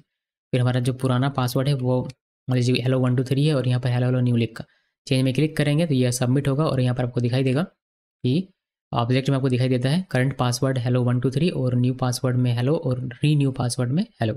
ये हमारा बैकएंड में जाएगा, और वहाँ डेटाबेस में हमारा चेंज हो जाएगा, अपडेट हो जाएगा नया पासवर्ड। तो ये काम कर, अभी हमें डिलीट अकाउंट देखना है, ये लास्ट हमारा बचा है डैशबोर्ड का, ये दिखा देता हूँ मैं। यहाँ पर आते हैं, और एक नया हम लोग क्रिएट करेंगे यूज़र के अंदर ही डिलीट अकाउंट का, डिलीट अकाउंट.view इस नाम से हमने फाइल क्रिएट किया, कोड लिख दिया मैंने। टेम्पलेट में आते हैं, पहले फ्लैग्स रैप किया हुआ साइड बार में लगा दिया हुआ है, और यहाँ पर क्लासेस वगैरह दी टेलमेंट की। डिलीट अकाउंट आपको दिखाई देगा, फॉर्म किट यहाँ पर ओपनिंग होता है और यहाँ पर क्लोज होता है। इसके अंदर में सिर्फ फील्ड है एक, यहाँ पर देख सकते हैं ये टेक्स्ट फील्ड है पासवर्ड वाला बस, और एक नंबर डिलीट का बटन मिल जाएगा जो कि मैं आपको थोड़ी देर में दिखाऊंगा। और इसमें जब भी क्लिक होगा तो ये वाला चलेगा, और हमें फॉर्म का डेटा देखने को मिलेगा जो कि सिंपली क्या होगा, ईमेल आई बिलीव, नहीं पासवर्ड। डिलीट करने के लिए करंट पासवर्ड आपको देना पड़ता है। तो यहाँ ये इसको मैंने लिखा नहीं है साइड बार पे, यहाँ पर हमें आके मेंशन करना पड़ेगा। यहाँ आना है, लिखना है यूज़र और डिलीट पासवर्ड, लिखिए सेव कीजिए। सेव करने के बाद यहाँ आना है और चेंज पासवर्ड में क्लिक, इसको रिफ्रेश किया, रिफ्रेश करके देखिए डैशबोर्ड में, तो डैशबोर्ड प्रोफाइल चेंज पासवर्ड और डिलीट पासवर्ड में भी आप जा सकते हैं। नहीं जा रहा है ये क्यों, पासवर्ड यूज़र डिलीट_ पासवर्ड, ये तो काम करना चाहिए था। माफ कीजिएगा, डिलीट पासवर्ड नहीं है, डिलीट अकाउंट है, तो हमने यहाँ पर गलत लिख दिया हुआ है। मैं इसको ठीक करता हूँ, यहाँ पर पासवर्ड की जगह पर हमें अकाउंट करना है, अकाउंट लिख दिया। फिर हम लोग वापस से आते हैं यहाँ पर, अब ये हमारा बैक जाए, डैशबोर्ड प्रोफाइल चेंज पासवर्ड और डिलीट अकाउंट, यहाँ पर करंट पासवर्ड देना पड़ेगा। यहाँ पर देखिए कंसोल में कोई भी पासवर्ड दिया, जैसे हेलो 1 2 3 दे दिया, करंट पासवर्ड मान लीजिए कि ये है, तो यहाँ पर आपको मिल जाएगा ये फॉर्म, ये फिर ये डेटा ये बैकएंड में जाएगा और वहाँ पर इसका जो भी टोकन होगा उसके साथ ही जाएगा, तो टोकन मैच कर लेगा कि कौन सा यूज़र है और करंट पासवर्ड से वैलिडेट करके और हम लोग यूज़र को डिलीट कर देंगे। बाकी लॉगआउट में क्लिक करने पर ये आपको वापस भेज देता है यहाँ पर, लेकिन ये हमारा डैशबोर्ड नहीं जाता क्योंकि ये ऑटोमेटिकली सेट नहीं हो सकता फॉल्स, इसी वजह से। लेकिन जब ये इसमें पिन या स्टोर वगैरह हम लोग लगाएंगे बैकएंड का, जब इसमें कोड हम लोग इम्प्लीमेंट करेंगे, इंटीग्रेशन करेंगे दोनों को साथ में, तब ये हमारा काम करेगा ऑटोमेटिकली। अभी के लिए ये सब कुछ स्टैटिक इस तरीके से दिखने वाला है। अभी इसमें कुछ चीज़ें जो हम लोग कर सकते हैं, जैसे लॉगिन पे अगर कोई क्लिक करता है, अभी तो ये आपको दिख रहा है कुछ इस तरीके से। मैं लॉगिन वाला एक्टिवेट करने के लिए हमें जाना पड़ेगा कहाँ पर, टॉप नैप बार में, और यहाँ पर इसको फॉल्स करना पड़ेगा। यहाँ पर आके इसको फॉल्स करना पड़ेगा, जैसे फॉल्स करेंगे तभी हमें डैशबोर्ड नहीं दिखेगा और हमें लॉगिन रजिस्ट्रेशन दिखने लगेगा। ये लॉगिन और रजिस्ट्रेशन दिख रहा है और यहाँ पर आइए देखिए डैशबोर्ड नहीं दिख रहा है, लॉगिन दिख रहा है। यहाँ पर क्लिक करते हैं, जब ये कुछ लिखे यहाँ पर, जैसे मान लीजिए कि एक ईमेल ही लिख दिया ये वाला और यहाँ पर लिख दिया ये, लॉगिन में क्लिक करें तो ये रिडायरेक्ट होना चाहिए कहाँ पर, डैशबोर्ड में। अगर सही है तो मान के चलते हैं कि सही है, तो डैशबोर्ड में रिडायरेक्ट करने का कोड तो हमें लिखना पड़ेगा ना। तो यहाँ पर हम लोग आते हैं और इसमें हमें जाना है लॉगिन पे यहाँ पर, और यहाँ पर फॉर्म, और यहाँ पर बस लिख देना है कि नेविगेट टू यूज़र डैशबोर्ड। यहाँ पर आप चेक कर सकते हैं कि फॉर्म डेटा में आपका प्रॉपर ईमेल और ये है या नहीं, लेकिन वह चेक करने का काम होता है बैकएंड का। लोग सिर्फ फॉर्म का डेटा बैकएंड में भेजते हैं, वह चेक करता है और हमें डेटा रिटर्न करता है। डेटा रिटर्न हो रहा है तो आपको इसमें भेजना है, वरना आपको एरर दिखाना है कि नहीं है, आपका वैलिड यूज़र नहीं है। अभी के लिए बैकएंड है नहीं, इसीलिए हम लोग फ्रंट एंड में सिर्फ डायरेक्ट करवा दे रहे हैं बिना चेक किए हुए। तो यहाँ ये और कुछ भी लिखे यहाँ पर, कुछ भी कोई वैलिडेशन वगैरह नहीं, लॉगिन में क्लिक करेंगे आपको डैशबोर्ड में भेज देगा। ठीक है जी, तो ये हो गया। अगर इसमें आप पीनिया का इंप्लीमेंटेशन करेंगे तो कुछ चीज़ें आप ऑटोमेट कर सकते हैं, तो जैसा रियल वर्ल्ड फील्ड जैसा आपको दिखेगा। तो मैं आपको दिखाता हूँ कि किस तरीके से आप कर सकते हैं। पहले सबको मैं क्लोज कर देता हूँ, और हालांकि ये जब बैकएंड करेंगे तब हमें फिर से चेंज करना पड़ेगा, मगर फिर मैं चाहता हूँ कि आप इसको देखिए ताकि आप बैकएंड कोई सा भी लगा सकें, आपका लॉजिक प्रॉपर तरीके से काम करे कि पीनिया स्टोर कैसे उसमें आप इंप्लीमेंट कर सकते हैं। तो उसके लिए हमें क्या करना पड़ेगा, एक नया फोल्डर क्रिएट करना पड़ेगा और यहाँ पर लिखना पड़ेगा स्टोर्स, और इसके अंदर में हम लोग एक ऑथ डॉट जेएस नाम से फाइल क्रिएट करते हैं, ऑथ डॉट जेएस, और यहाँ पहले इंपोर्ट करेंगे डिफाइन स्टोर को, फिर हम लोग यहाँ पर एक्सपोर्ट कॉन्स्ट और यूज़ ऑथ स्टोर इस नाम से एक बनाते हैं स्टोर, यूज़ ऑथ स्टोर लिखा और इक्वल डिफाइन स्टोर का यूज़ करना है। अरे भाई ये क्या हो गया, डिफाइन स्टोर, और यहाँ पर लिखते हैं हम लोग इसका एक आईडी, यूनिक आईडी, तो हमने ऑथ ही लिख दिया। आप चाहे तो कोई और नाम लिख सकते हैं, लेकिन यूनिक रहना चाहिए पूरे एप्लीकेशन में। उसके बाद यहाँ पर इस तरीके से लिखा जाता है। फिर हम लोग यहाँ पर क्या करेंगे, एक स्टेट बनाते हैं कॉन्स्ट इज़ ऑथेंटिकेटेड, और इसको हम लोग इनिशियली कर देंगे फॉल्स।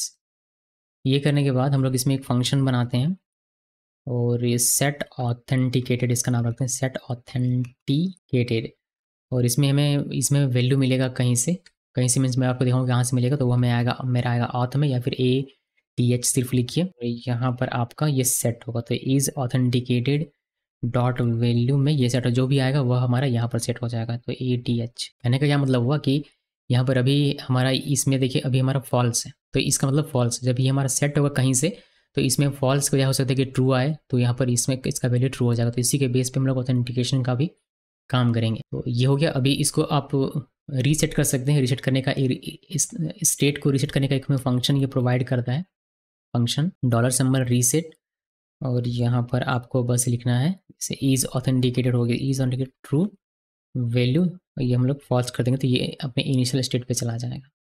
ये हो गया। अभी इसमें हम लोग इसको कमेंट में लिख सकते हैं कि हम लोग यहाँ पर क्या करें, रीसेटिंग स्टेट, उसके बाद इसको रिटर्न कर देना है। रिटर्न क्या क्या करेंगे, रिटर्न हमें करना है इज़ ऑथेंटिकेटेड, और एक करना है सेट ऑथेंटिकेटेड, और एक लास्ट में हमें रीसेट भी इसमें रिटर्न करता है कि हम लोग इसको यूज़ कर सकें कहीं भी। तो ये स्टेट और फंक्शन ये हम लोग कहीं भी यूज़ कर सकते हैं। आप चूँकि हमारे ये पीनिया स्टोर पे है तो कहीं भी बस इंपोर्ट करना है और इसका यूज़ करना है। कैसे करना है वो आपको दिखाऊंगा। हालांकि आपने अगर मेरा पीनिया का वीडियो देखा होगा तो आपको समझ में आ गया होगा कि कैसे यूज़ करना है। इससे हम लोग क्या करेंगे, इससे हम लोग एलिमिनेट करेंगे क्या क्या, देखिए एक तो कंपोनेंट में यहाँ पर टॉप बार में जो हम लोग ये लिख रहे थे, अब हम लोग ये नहीं लिखेंगे। ये लिखने के बजाय जो यहाँ से हमारा आ रहा है उसका हम लोग यूज़ करें। तो मैं क्या करना है, मैं उसको इंपोर्ट करता हूँ। देखिए मैंने इंपोर्ट किया यूज़ ऑथ स्टोर को, इंपोर्ट किया स्टोर ऑथ से, फिर यूज़ ऑथ स्टोर से एक ऑब्जेक्ट बना लिया ऑथ स्टोर। अब इस ऑथ स्टोर में हमें क्या क्या मिलेगा, हमें मिलेगा सारा स्टेट और सारा फंक्शन जो कि यहाँ पर हमने बनाया। जैसे कि ये वाला रिटर्न हो रहा है, ये मिल जाएगा और ये मिल जाएगा आपको, और ये भी मिल जाएगा। इन सब का आप यूज़ कर सकते हो। तो मैं अगर यूज़ करता हूँ ऑथ स्टोर और इसको मैं लिखता हूँ, जहाँ जहाँ भी इज़ ऑथेंटिकेटेड था वहाँ वहाँ आप इसको लिख सकते हैं। जैसे एक यहाँ पर है, तो मैं इसको क्या करता हूँ, कंट्रोल डी करके सभी जगह सेलेक्ट कर लेता हूँ और यहाँ पर सिंपली इसको हम लोग करेंगे पेस्ट और डॉट। तो auth store dot is authenticated मतलब ये वाला मैं यूज़ कर रहा हूँ। तो जो फॉल्स है तो सभी की जगह पर फॉल्स फॉल्स फॉल्स चला आएगा। ठीक है, तो हमने वहाँ से इसको यूज़ किया हुआ है। अब किस केस में ये इज़ ऑथेंटिकेटेड हमारा ट्रू होगा, जब इसमें लॉगिन किया जाएगा तब। जैसे लॉगिन करेगा तो इसका यूज़ करके इसको हम लोग ट्रू कर देंगे। तो इसके लिए हमें लॉगिन वाले पे जाना पड़ेगा, लॉगिन वाले पेज पे। तो चलिए यूज़र पे चलते हैं, फिर यहाँ से यूज़र पे नहीं, अकाउंट पे है, यहाँ से लॉगिन पे। और देखिए यहाँ पर हमारा ये लॉगिन सक्सेस हो रहा है। मान लेते हैं कि लॉगिन सक्सेस हो गया, हर एक केस में लॉगिन हमारा सक्सेस ही होगा। तो यहाँ पर क्या करना है, सेट ऑथेंटिकेटेड, लेकिन उसके लिए हमें पहले इसको इंपोर्ट करना पड़ेगा। तो हमने जो यहाँ पर काम किया है वही काम हम लोग वहाँ पे करेंगे। ये यहाँ से यहाँ तक का दोनों को कॉपी करना है, पेस्ट करना है। ध्यान रखिए ये बाद में हम लोग हटा देंगे, बिकॉज यहाँ इस पेज में नहीं करेंगे हम लोग। हो सकता है कि किसी और बैकएंड का जो लॉजिक होगा उस पर हम लोग काम कर रहे हैं अभी का देखा जाए तो थोड़ा बहुत, बट ये यहाँ पर नहीं होगा, वो देखेंगे जब करेंगे तब। अभी के लिए आप तो ये देखिए। तो यहाँ पर ऑथ स्टोर लिखना है, डॉट सेट ऑथेंटिकेटेड, और ये ट्रू कर देना है। जब यहाँ पर ट्रू होगा तो हर जगह पर ट्रू हो जाएगा। जब ऑथेंटिकेट सेट ऑथेंटिकेट ट्रू यहाँ पर होगा तो यहाँ पर जब ट्रू किया आपने तो ये यहाँ पर ट्रू हो जाएगा। अब इसका जहाँ जहाँ भी यूज़ हुआ, जैसे यहाँ पर यूज़ हो तो सभी जगह पर ये ट्रू हो जाएगा। तो आपको डैशबोर्ड का जो चेंज होता हुआ दिखेगा लॉगिन और लॉगआउट पे, वह आपको दिखेगा। अब यही काम सेट वाला जो हमारे लॉगआउट फंक्शन पे हम लोग करेंगे। लॉगआउट फंक्शन हमारा कहाँ पर है, साइड बार में है क्या, यहाँ पर है। तो यहाँ पर लॉगआउट होने पर क्या होना चाहिए, वो वापस से फॉल्स सेट हो जाना चाहिए। तो बस यही, इसको लीजिए। होपफुली आप लॉजिक लगा पा रहे होंगे, दिमाग अपना उतना बहुत डिफिकल्ट है नहीं, लेकिन थोड़ा सा बस आपको सोचना पड़ेगा। इसको हम लोग कर देंगे ट्रू, और यहाँ पर हम लोग इसको कर देंगे फॉल्स। मैं आपको करके दिखाऊंगा अभी प्रोग्रामेटिकली, तो आपको समझ में आ जाएगा, मतलब रन करके दिखाऊंगा। तो मैं समझता हूँ कि इससे हमारा काम होना चाहिए। जो डैशबोर्ड हमारा आ रहा था बार बार हमें यहाँ पर आके मैनुअली चेंज करना पड़ता था ट्रू फॉल्स इज ऑथेंटिकेटेड को, वह हमारा अब ऑटोमेट हो गया इसकी वजह से। चलिए आपको दिखाता हूँ। तो यहाँ पर आते हैं और इसको एक बार रिफ्रेश करते हैं। मैं कंसोल ओपन कर लेता हूँ कि कोई एरर आए तो मुझे यहाँ पर दिख जाए। ठीक है, अभी के लिए तो कोई एरर नहीं है। हम लोग यहाँ पर लॉगिन में आते हैं। जैसे लॉगिन में क्या देखिए, अभी क्या है, अभी इनिशियली हमारा जो ये ऑथ स्टोर है, ये जो स्टेट है ये फॉल्स है। ठीक है, और इसका यूज़ हमने कहाँ किया, यूज़ हमने यहाँ पर किया हुआ है। यहाँ हमने सिर्फ सेट करने के लिए इसका यूज़ किया है, और यहाँ भी सेट करने के लिए। लेकिन जो एक्चुअल यूज़ है इज ऑथेंटिकेटेड का, वह सिर्फ टॉप नैप बार में है। तो यहाँ पर हमने इसको इम्पोर्ट किया और इसका ऑब्जेक्ट बनाकर यहाँ पर हम लोग यूज़ कर रहे हैं। जैसे हमने auth store dot is authenticated लिखा तो यहाँ पर क्या है, फॉल्स, जिसकी वजह से ये डैशबोर्ड आपको अभी नहीं दिख रहा है। यहाँ पर नॉट ट्रू, तो ये भी आपको, तो ये आपको दिख रहा है। ठीक है, ये फॉल्स हो गया अल्टीमेटली, तो ये आपको दिख रहा है। फिर ये भी आपको रजिस्टर भी दिखेगा। उसी तरीके से मोबाइल वाले पर भी सेम कंडीशन अप्लाई होता है। ठीक है, तो चूंकि फॉल्स है इनिशियली, इसी वजह से आपको डैशबोर्ड नहीं दिखता और आपको दिखता है लॉगिन और रजिस्ट्रेशन, जो कि आप यहाँ पर भी देख पा रहे हैं, रजिस्ट्रेशन और लॉगिन। तो मान लीजिए कि आप लॉगिन करता है ये बंदा लॉगिन कर रहा है, कोई भी लॉगिन कर सकता है। वैसे लॉगिन हम लोग कर रहे हैं, तो जैसे लॉगिन पे क्लिक करेंगे तो क्या होगा, हमारा ये वाला फंक्शन चलेगा, सबमिट लॉगिन फॉर्म हमने लिखा और सबमिट पे क्लिक किया तो हमारा ये चला। ये करेगा, फॉर्म का डेटा भेज देगा बैकएंड में। मान लीजिए कि बैकएंड में हमारा ऑथेंटिकेशन सक्सेसफुल हो गया। अब क्या होगा, अब सेट ऑथेंटिकेट हमारा ट्रू हो जाएगा, यानी कि ये वाला जो वैल्यू है फॉल्स था, अब इसकी वजह से हमारा ये ट्रू हो जाएगा। ये जो ट्रू है ये ट्रू आएगा यहाँ पर ATH में, और ATH से हमारा ये वैल्यू हो जाएगा ट्रू। अब इसका जहाँ जहाँ भी आपने यूज़ किया, जैसे आपने यहाँ पर यूज़ किया तो ये सब जगह पर ये ट्रू ट्रू ट्रू चला जाएगा। तो इसकी वजह से हमारा ये अपोजिट डायरेक्शन में चलेगा, यानी कि अथ store dot is authenticated true अब हो जाएगा तो डैशबोर्ड आपको दिखने लगेगा। ये हमारा फॉल्स हो जाएगा तो लॉगिन और रजिस्ट्रेशन आपको नहीं दिखेगा। ठीक है जी, लॉजिक समझिएगा अच्छे से ताकि आप इसको इंप्लीमेंटेशन कर सकें। तो चलिए हम लोग लॉगिन में क्लिक करते हैं और देखते हैं कि ये लॉजिक जो हमने बनाया हुआ है ये सही तरह से काम करता है नहीं। जैसे लॉगिन में क्लिक करेंगे, देखिए डैशबोर्ड और ये सारी चीज़ें गायब हो जाएंगी। तो डैशबोर्ड में काम करें, प्रोफाइल में, डिलीट में, और जैसे ही लॉगआउट में क्लिक करेंगे तो क्या होगा, लॉगआउट में जैसे ही आप क्लिक करेंगे वैसे ही आपका ये फिर से फॉल्स सेट हो जाएगा। जब फॉल्स सेट यहाँ पर से फॉल्स जाएगा तो यहाँ पर ये फॉल्स आएगा और अल्टीमेटली ये फॉल्स यहाँ पर सेट हो जाएगा। जब ये फॉल्स यहाँ पर सेट होता है तो क्या होता है, तो उस केस में हमारा टॉप नैप बार में जहाँ जहाँ भी हमने लगाया है ऑथ स्टोर ये वाला, वहाँ वहाँ हमारा ये फॉल्स हो जाएगा। ये फॉल्स होगा तो डैशबोर्ड नहीं दिखेगा, बजाय इसके लॉगिन और रजिस्टर आपको देखने को मिलेगा। ठीक है, चलिए मैं आपको दिखाता हूँ। यहाँ पर देखिए लॉग आउट में आप एक और काम कर सकते हैं, रीसेट कर सकते हैं इसको। इस तरीके से फॉल्स सेट करने की बजाय सिंपली रीसेट वाला यूज़ कर लीजिए, बिकॉज ये ज़्यादा बेहतर है। तो मैं इसको यूज़ कर सकता हूँ। मैं यहाँ पर आता हूँ और ये लिखने के बजाय मैं यहाँ रीसेट वाला यूज़ करूँगा, auth store $symbol reset. Okay, so अभी देखिए अगर लॉट में क्लिक किया तो डैशबोर्ड चला गया और लॉगिन रजिस्ट्रेशन आ गया। बस ये लॉजिक ही है जो कि ये सारा काम कर रहा है। इसी तरीके से जब यूज़र का डेटा आएगा तो उसको भी रखेंगे, उसका एक यूज़र स्टोर बनाएंगे हम लोग अलग से, और यूज़र डेटा फिर आप जहाँ मर्जी वहाँ यूज़ कर सकते हैं। लेकिन इसमें एक कैच है। कैच क्या है वो मैं आपको दिखाता हूँ। अगर हमने लॉगिन किया, जैसे लॉगिन किया और हम लोग यहाँ पर लॉगिन में जाते हैं, अब हम लोग यहाँ पर कॉन्टेंट में जा सकते हैं और में जा सकते हैं, डैशबोर्ड में जा सकते हैं वापस से, जो कि ये लॉगिन है तो ये सारा कुछ अच्छे तरीके से काम कर रहा है। लेकिन जैसे इसको रिफ्रेश किया जाए तो ये इनिशियल स्टेट में चला जाता है। आप देख सकते हैं यहाँ से डैशबोर्ड गायब हो गया और लॉगिन और रजिस्टर हमारे यहाँ पर आ गया, और यहाँ पर क्लिक कर दूँ तो अब मैं डैशबोर्ड पे जा भी नहीं सकता। तो इसमें क्या हुआ, जैसे आप रिफ्रेश करते हैं वैसे ही ये इनिशियल स्टेट पे चला जाता है, कौन, आपका जितना भी स्टेट होता है वह सारा। तो ये ट्रू तो हुआ लॉगिन की वजह से, लेकिन बाद में रिफ्रेश करने से फिर से ये फॉल्स हो गया। तो ऐसा ना हो इसीलिए आपको यहाँ पर पिनिया परसिस्ट का यूज़ करना पड़ेगा, और पिनिया परसिस्ट यूज़ करने के लिए हमने इसका कॉन्फ़िगरेशन तो पहले से किया हुआ है नक्ट config.ts फाइल पे यहाँ पर देख सकते हैं। लेकिन इसके अलावा आपको अगर इस स्टोर को अगर परसिस्ट करना है तो यहाँ पर आपको एक लिखना पड़ेगा रिटर्न के नीचे, यहाँ पर कर्ली ओपन कर्ली क्लोज लिखिए, यहाँ पर लिखना पड़ेगा परसिस्ट, परसिस्ट स्पेल मैं ठीक लिखा हूँ परसिस्ट, और यहाँ पर लिखना पड़ेगा ट्रू। बस ये लिखिए, और आपका डेटा रीलोड होने पर या फिर रिफ्रेश होने पर भी डेटा आपका परसिस्ट रहेगा, यानी कि आपका डेटा वही का वही बना हुआ रहेगा जो आपका सेट रहेगा, मतलब इनिशियल वैल्यू पे नहीं जाएगा ऑन रीलोड या फिर ऑन पेज रिफ्रेश। चलिए देखते हैं इसको भी एग्जामिन करके। इसको रिफ्रेश किया और यहाँ पर लॉगिन में क्लिक करते हैं, और यहाँ से कुछ भी दे दिया, लॉगिन में क्लिक करते हैं, और ये हमारा बता रहा है कि type error auth store set authenticator is not a function. Okay, हमने इसको गलत जगह पर लिख दिया हुआ है, ये यहाँ पर ना होके ये यहाँ पर नहीं होगा, यहाँ पर लिखने के बजाय इसको हमें यहाँ पर लिखना है, इसके बाहर में। मैं इसको यहाँ पर लिख देता हूँ, बस ये जगह याद रखिएगा कहाँ पर आपको लिखना है, ये इसके जस्ट बाहर में है, ठीक है। ये पूरा जो कॉल बैक दे रहा है इसके बाहर में इसको लिखना होता है, वरना ये गड़बड़ हो जाता है। यहाँ पर आते हैं वापस से रिफ्रेश कर लेते हैं एक बार, और यहाँ लॉगिन करने की कोशिश करते हैं। लॉगिन किया, देखिए डैशबोर्ड वगैरह सब कुछ दिख रहा है, और यहाँ पर आप देखेंगे, आप जा सकते हैं प्रोफाइल पे, चेंज पासवर्ड पे, यहाँ पर होम में, कॉन्टैक्ट में। अगर आप रीलोड भी करें इसको तो अब आपका देखिए लॉगिन या रजिस्ट्रेशन नहीं आता, यानी कि आपका रीसेट नहीं हो रहा डेटा, बल्कि आप उसी जगह पर हैं। जब तक आप लॉग आउट ना कर दें तब तक आपका डेटा खत्म नहीं होगा। यहाँ पर हमें एक वार्निंग मिलता है कि जो ऑथ है आपका वह प्रॉपर सेम साइट लिए हुए नहीं है, तो उसको आप चेंज कर सकते हैं। चेंज करने के लिए या तो आप ग्लोबली कॉन्फ़िग कर सकते हैं इसको यहाँ पर, जिसके लिए आपको लिखना होता है इस मॉडल के बाहर आइए कॉमा देकर, और यहाँ पर कुछ इस तरीके से लिखना पड़ता है पिनिया परसिस्ट स्टेट और कुकी ऑप्शन, चूँकि जो डेटा होता है ये कुकी में सेव करता है। जैसे इज ऑथेंटिकेटेड कहाँ पर गया, हमारा कुकी में रहता है इसका बाय डिफ़ॉल्ट। इसको आप चेंज भी कर सकते हैं कि कुकी में करने के बजाय लोकल स्टोरेज में करो, कहाँ पर करो, या आप उसका डॉक्यूमेंटेशन पढ़ेंगे परसिस्ट पिनिया का तो आपको वहाँ पर देखने को मिल जाएगा कि किस तरीके से चेंज कर सकते हैं। बाकी अभी कुकी में हो रहा है। So Pinia persist state cookie option same site strict, ये आपको लिखना है और आपका ये काम करना शुरू कर देगा। मैंने इसको सेव किया, सेव करने के बाद यहाँ पर आते हैं और वापस से रीलोड करते हैं, तो अभी देखिएगा वो वार्निंग आपको नहीं मिलेगा। सो यहाँ पर मैंने इसको लॉगिन कर किया, कुछ भी लिख के लॉगिन करते हैं, भाई क्या हो गया, कुछ भी लिख के यहाँ पर लॉगिन करते हैं और देखिए वो आपको वार्निंग नहीं मिलता, ठीक है। तो वार्निंग अब आपको नहीं मिलेगा। आप अगर इसको, ये जो सेटअप है, ये सेटअप अगर आप पर स्टोर करना चाहते हैं तो वह भी आप कर सकते हैं। उसके लिए आपको यहाँ आना है और ये लिखने के बजाय आपको यहाँ पर लिखना पड़ेगा कुछ इस तरीके से, कर लिया ओपन कर लिया close, persist storage persisted state dot cookie with options और सेम साइट स्ट्रिक्ट, और यहाँ पर ये चेंज होता है। आप इसमें लोकल स्टोरेज लिख सकते हैं, सेशन स्टोरेज लिख सकते हैं, और कुकी विद ऑप्शन भी लिख सकते हैं।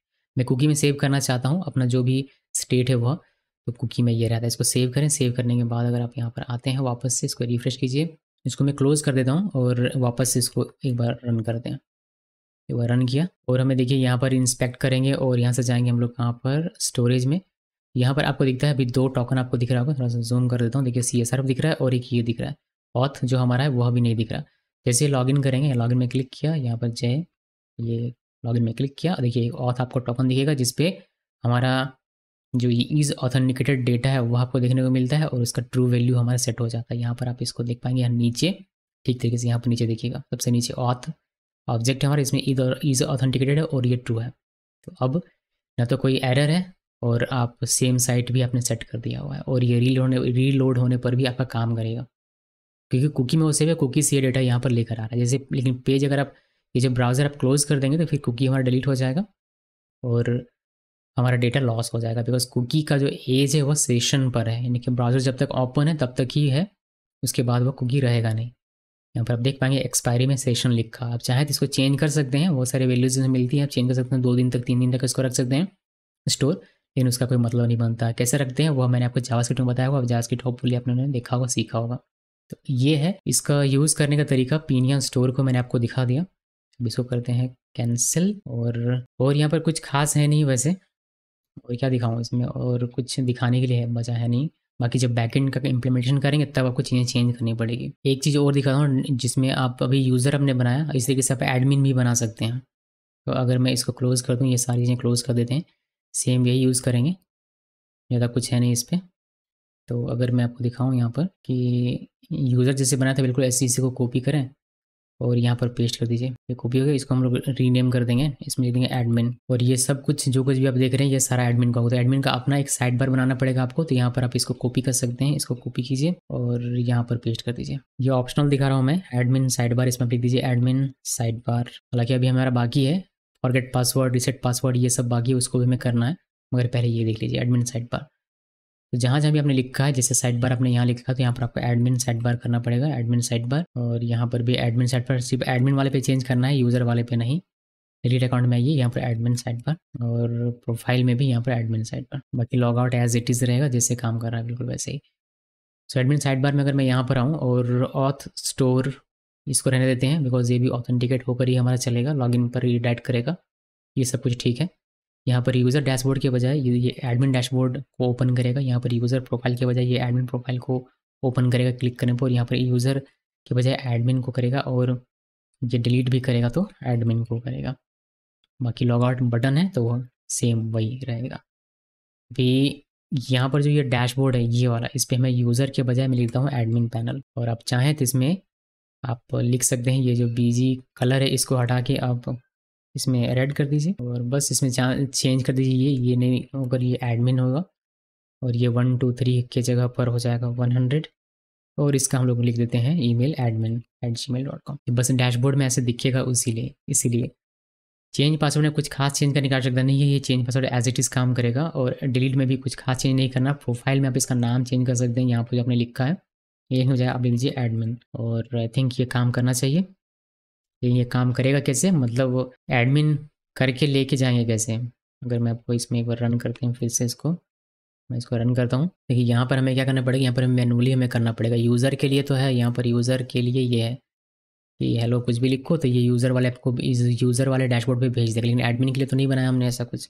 यहाँ पर एडमिन आपको लिखना पड़ेगा प्रॉपर तरीके से, तो एडमिन पे लिखा, अब ये इसका साइड बार आ गया होगा एडमिन साइड बार, तो अब ये एडमिन वाले पर ही चलेगा।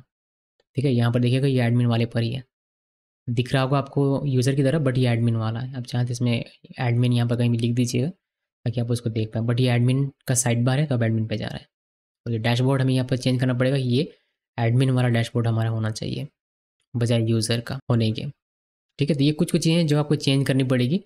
अभी इसमें मैं आपको कुछ चीज़ें और दिखाता हूँ, जैसे आप लॉगिन पे कैसे डिसाइड करेंगे, जैसे लॉग आउट कर दिया मैंने, अब लॉगिन पे कैसे डिसाइड होगा कि ये यूज़र है या फिर कोई नॉर्मल सा यूज़र है या फिर एडमिन है। तो इसके लिए हम लोग लॉगिन पे जा सकते हैं, ये सारी चीज़ें क्लोज़ कर दीजिए, बहुत ही आसान तरीके से क्लोज़ कर दीजिए और लॉगिन पेज पे जाइए, बिकॉज लॉगिन पेज पर ही हमें डिसाइड करना है कि कौन क्या है और क्या नहीं है। तो यहाँ पर लॉगिन में आया मैं, और यहाँ पर एक हम लोग बनाते हैं वेरिएबल, तो कॉन्स्ट लिखा इज़ एडमिन इक्वल रेफ, और यहाँ पर लिख देते हैं फॉल्स। तो इनिशियली ये फॉल्स है, यानी कि यूज़र पे हमारा चलेगा। अब यहाँ पर हम लोग चेक कर सकते हैं इसको कि अगर इफ़ इज़ एडमिन, अगर इज़ एडमिन ट्रू है तो क्या करना है, इसको एडमिन वाले डैशबोर्ड पे भेजना है। तो इसको कॉपी करें, यहाँ पर पेस्ट करें और यहाँ पर बस एडमिन लिख दीजिए। ठीक है, तो इससे हमारा ये काम हो जाना चाहिए जहाँ तक मैं समझता हूँ। ठीक है, अभी एडमिन नहीं है, फॉल्स है, तो ये हमें यूज़र वाले पे भेज देगा। अगर इसको हम लोग ट्रू करके लॉगिन करेंगे, जाहिर सी बात है ये हमें बैकएंड से मिलेगा कि एडमिन लॉगिन करा या कौन लॉगिन करा। जब हम लोग लॉगिन का फॉर्म डेटा भेजेंगे तब ये हमारा आएगा और हमें यहाँ पर ये डिसाइड करना है, तो वो तो करेंगे। लेकिन अभी के लिए एक आपको देखने को मिल जाए लॉजिक, इसी वजह से मैं आपको ये दिखा रहा हूँ। अभी मान के चलते हैं कि ये एक नॉर्मल सा यूज़र है, इसलिए हमने इसको फॉल्स करके रखा हुआ है, और ये अगर लॉगिन करता है यहाँ पर, जैसे कि जय लॉगिन कर रहा है, तो ये यूज़र वाले पे जाना चाहिए, तो बाकी लेकिन ये जा रहा है किस पे, एडमिन वाले पे जा रहा है, तो ये तो नहीं होना चाहिए, क्योंकि हमने यहाँ पर सिर्फ लिख दिया इज़ एडमिन। आई थिंक यहाँ पर इज़ एडमिन डॉट वैल्यू लिखना चाहिए हमें, तब ये काम करेगा। एक बार रीसेट कर लेता हूँ मैं, यहाँ पर रीसेट मारते हैं इसको, अभी ये काम करना चाहिए होपफुली। यहाँ आते हैं और कंसोल में इसको कंसोल करने की आवश्यकता नहीं है, लॉगिन में क्लिक किया, अभी हमारा ये फॉल्स है, तो यूज़र पे हमें भेजना चाहिए। देखते हैं यूज़र पे भेजता है या नहीं भेजता। यहाँ पर कोई भी ईमेल ले लीजिए, जय का ले लिया और लॉगिन में क्लिक करेंगे, देखिए यूज़र वाले पे भेज रहा है। ठीक है, यूज़र वाले भेज रहा है। अभी मैं इसको ट्रू करके दिखाता हूँ। यहाँ पर ट्रू करेंगे, जैसे ट्रू करेंगे ये हमारा ट्रू हो जाएगा और ये नेविगेट करेगा हमें एडमिन डैशबोर्ड पे। यहाँ पर आइए और हम लिखते हैं admin@gmail.com। ये मान लीजिए कि एडमिन है और ये क्रेडेंशियल सही है। लॉगिन पे क्लिक करेंगे तो ये हमें एडमिन पैनल पे भेज देगा। एक चीज़ का ध्यान रखना है कि यहाँ पे जो हमारा नेविगेशन है, यहाँ अभी भी यूज़र है, तो इसको हमें चेंज करना पड़ेगा और ये चेंज तभी कर पाएंगे जब हम लोग इसका वैल्यू रखेंगे स्टोर पे। स्टोर पे रखेंगे तो फिर हम लोग इसका ये कहीं भी यूज़ कर सकते हैं, यहाँ भी और कहीं भी, तो वह हमें करना पड़ेगा। लेकिन मैं आपको वह अभी दिखा नहीं रहा हूँ, बस इतना ध्यान में रखिए कि ये हो सकता है और ये आपको एक फिक्स करना पड़ेगा। तो ये हो गया कि एडमिन होगा तो एडमिन वाले पे जाएगा, यूज़र होगा तो यूज़र वाले पे जाएगा। ये इसका यूआई हमने क्रिएट कर लिया। अब यहाँ पर कुछ ज़्यादा कुछ बचा हुआ है नहीं, इसको मैं फॉल्स कर देता हूँ अभी के लिए तो। और क्या चीज़ बचा हुआ है इसमें? बचा हुआ है कि आप जब यहाँ पर आते हैं, लॉग आउट करते हैं पहले इसको, तो ये फॉरगेट पासवर्ड, इस पर एक हमारा यूआई खुलना चाहिए। एक अकाउंट एक्टिवेशन का हमने नहीं बनाया हुआ, अकाउंट एक्टिवेशन का हमें बनाना पड़ेगा। जब यूज़र रजिस्ट्रेशन करता है तो उसको एक ईमेल मिलता है, जब उस ईमेल पे क्लिक करेगा तो एक एक्टिवेशन का हमारा ओपन था, मैंने आपको दिखाया था जब हम लोग डेमो देख रहे थे इस प्रोजेक्ट का, तब तो पहले एक अकाउंट एक्टिवेशन का बना लेते हैं हम लोग। बहुत ही सिंपल सा बनेगा वो, और उसके लिए हमें कुछ खास करना नहीं, अकाउंट में आना है और यहाँ पर बस लिखना है एक्टिवेशन। या फिर ये हमारा हो सकता है कि डायनेमिक हो। डायनेमिक इसमें, बिकॉज डायनेमिक इसमें जब हम लोग अकाउंट एक्टिवेशन करेंगे तो किसके बेस पे अकाउंट एक्टिवेशन होगा हमारा, उस पर टोकन रहता है। टोकन पे क्या होता है, दो पार्ट होता है, नहीं टोकन तो एक ही रहता है, उस पर एक यूआईडी रहता है और एक टोकन रहता है। तो उसको हमें डायनेमिक बनाना पड़ेगा। नेक्स्ट 3 तो नेक्स्ट में डायनेमिक कैसे बनाते हैं मैं आपको दिखाता हूँ। पहले हम लोग इसमें अकाउंट के अंदर में एक एक्टिवेट नाम का फोल्डर बनाते हैं। माफ़ कीजिएगा, ये फोल्डर नहीं बना, फाइल बन गया और इसको मैं डिलीट कर देता हूँ। डिलीट कर दिया। अकाउंट के अंदर में एक फोल्डर बनाते हैं एक्टिवेट नाम का, एक्टिवेट, और इस एक्टिवेट फोल्डर के अंदर में एक फोल्डर बनाएंगे जो कि डायनेमिक होगा, जिसमें यूआईडी आएगा। यही एक मतलब इसी तरीके से होता है कुछ, लेकिन ये चेंज हो सकता है। ये जो मैं पाथ बना रहा हूँ ये चेंज हो सकता है आपके बैकएंड के अकॉर्डिंग। जेंगो में कुछ और, लारावल में कुछ और, नोड एक्सप्रेस में कुछ और हो सकता है। तो ये पाथ आपको अपने बैकएंड के अकॉर्डिंग यहाँ पर लिखना पड़ेगा कि ईमेल में क्लिक करने पर वह किस पाथ पे आपको रिडायरेक्ट करता है, उसी के अकॉर्डिंग आप यहाँ पर ये वाला बनाएंगे। ठीक है, तो मुझे लग रहा है कि ये इस तरीके से होगा, तो मैंने इसको इस तरीके से बनाया। अभी यहाँ पर टोकन भी हमारा डायनेमिक होगा, तो हम यहाँ पर टोकन डॉट व्यू इस तरीके से लिख देता हूँ। इसका क्या बनेगा, इसका बनेगा account slash activate slash UID की जगह पर कोई भी यूआईडी लिख सकते हैं, डायनेमिक है ये, स्लैश टोकन की जगह पर कोई भी टोकन आप लिख सकते हैं। अभी ये जो हमारा, ये हमारा फोल्डर बन गया, या फिर फाइल बनाना, नहीं फोल्डर ही बन गया, बताइए तो।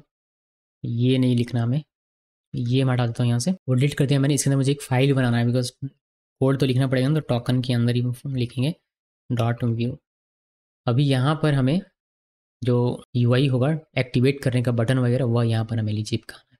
तो चलिए वह क्विकली लिख के आपको दिखा, मैं टेम्पलेट में देखेंगे आप एक्टिवेट योर अकाउंट दिखेगा, please click below button activate. यहाँ पर एक बटन है, इस बटन के क्लिक होने पर इसका नाम है एक्टिवेट अकाउंट।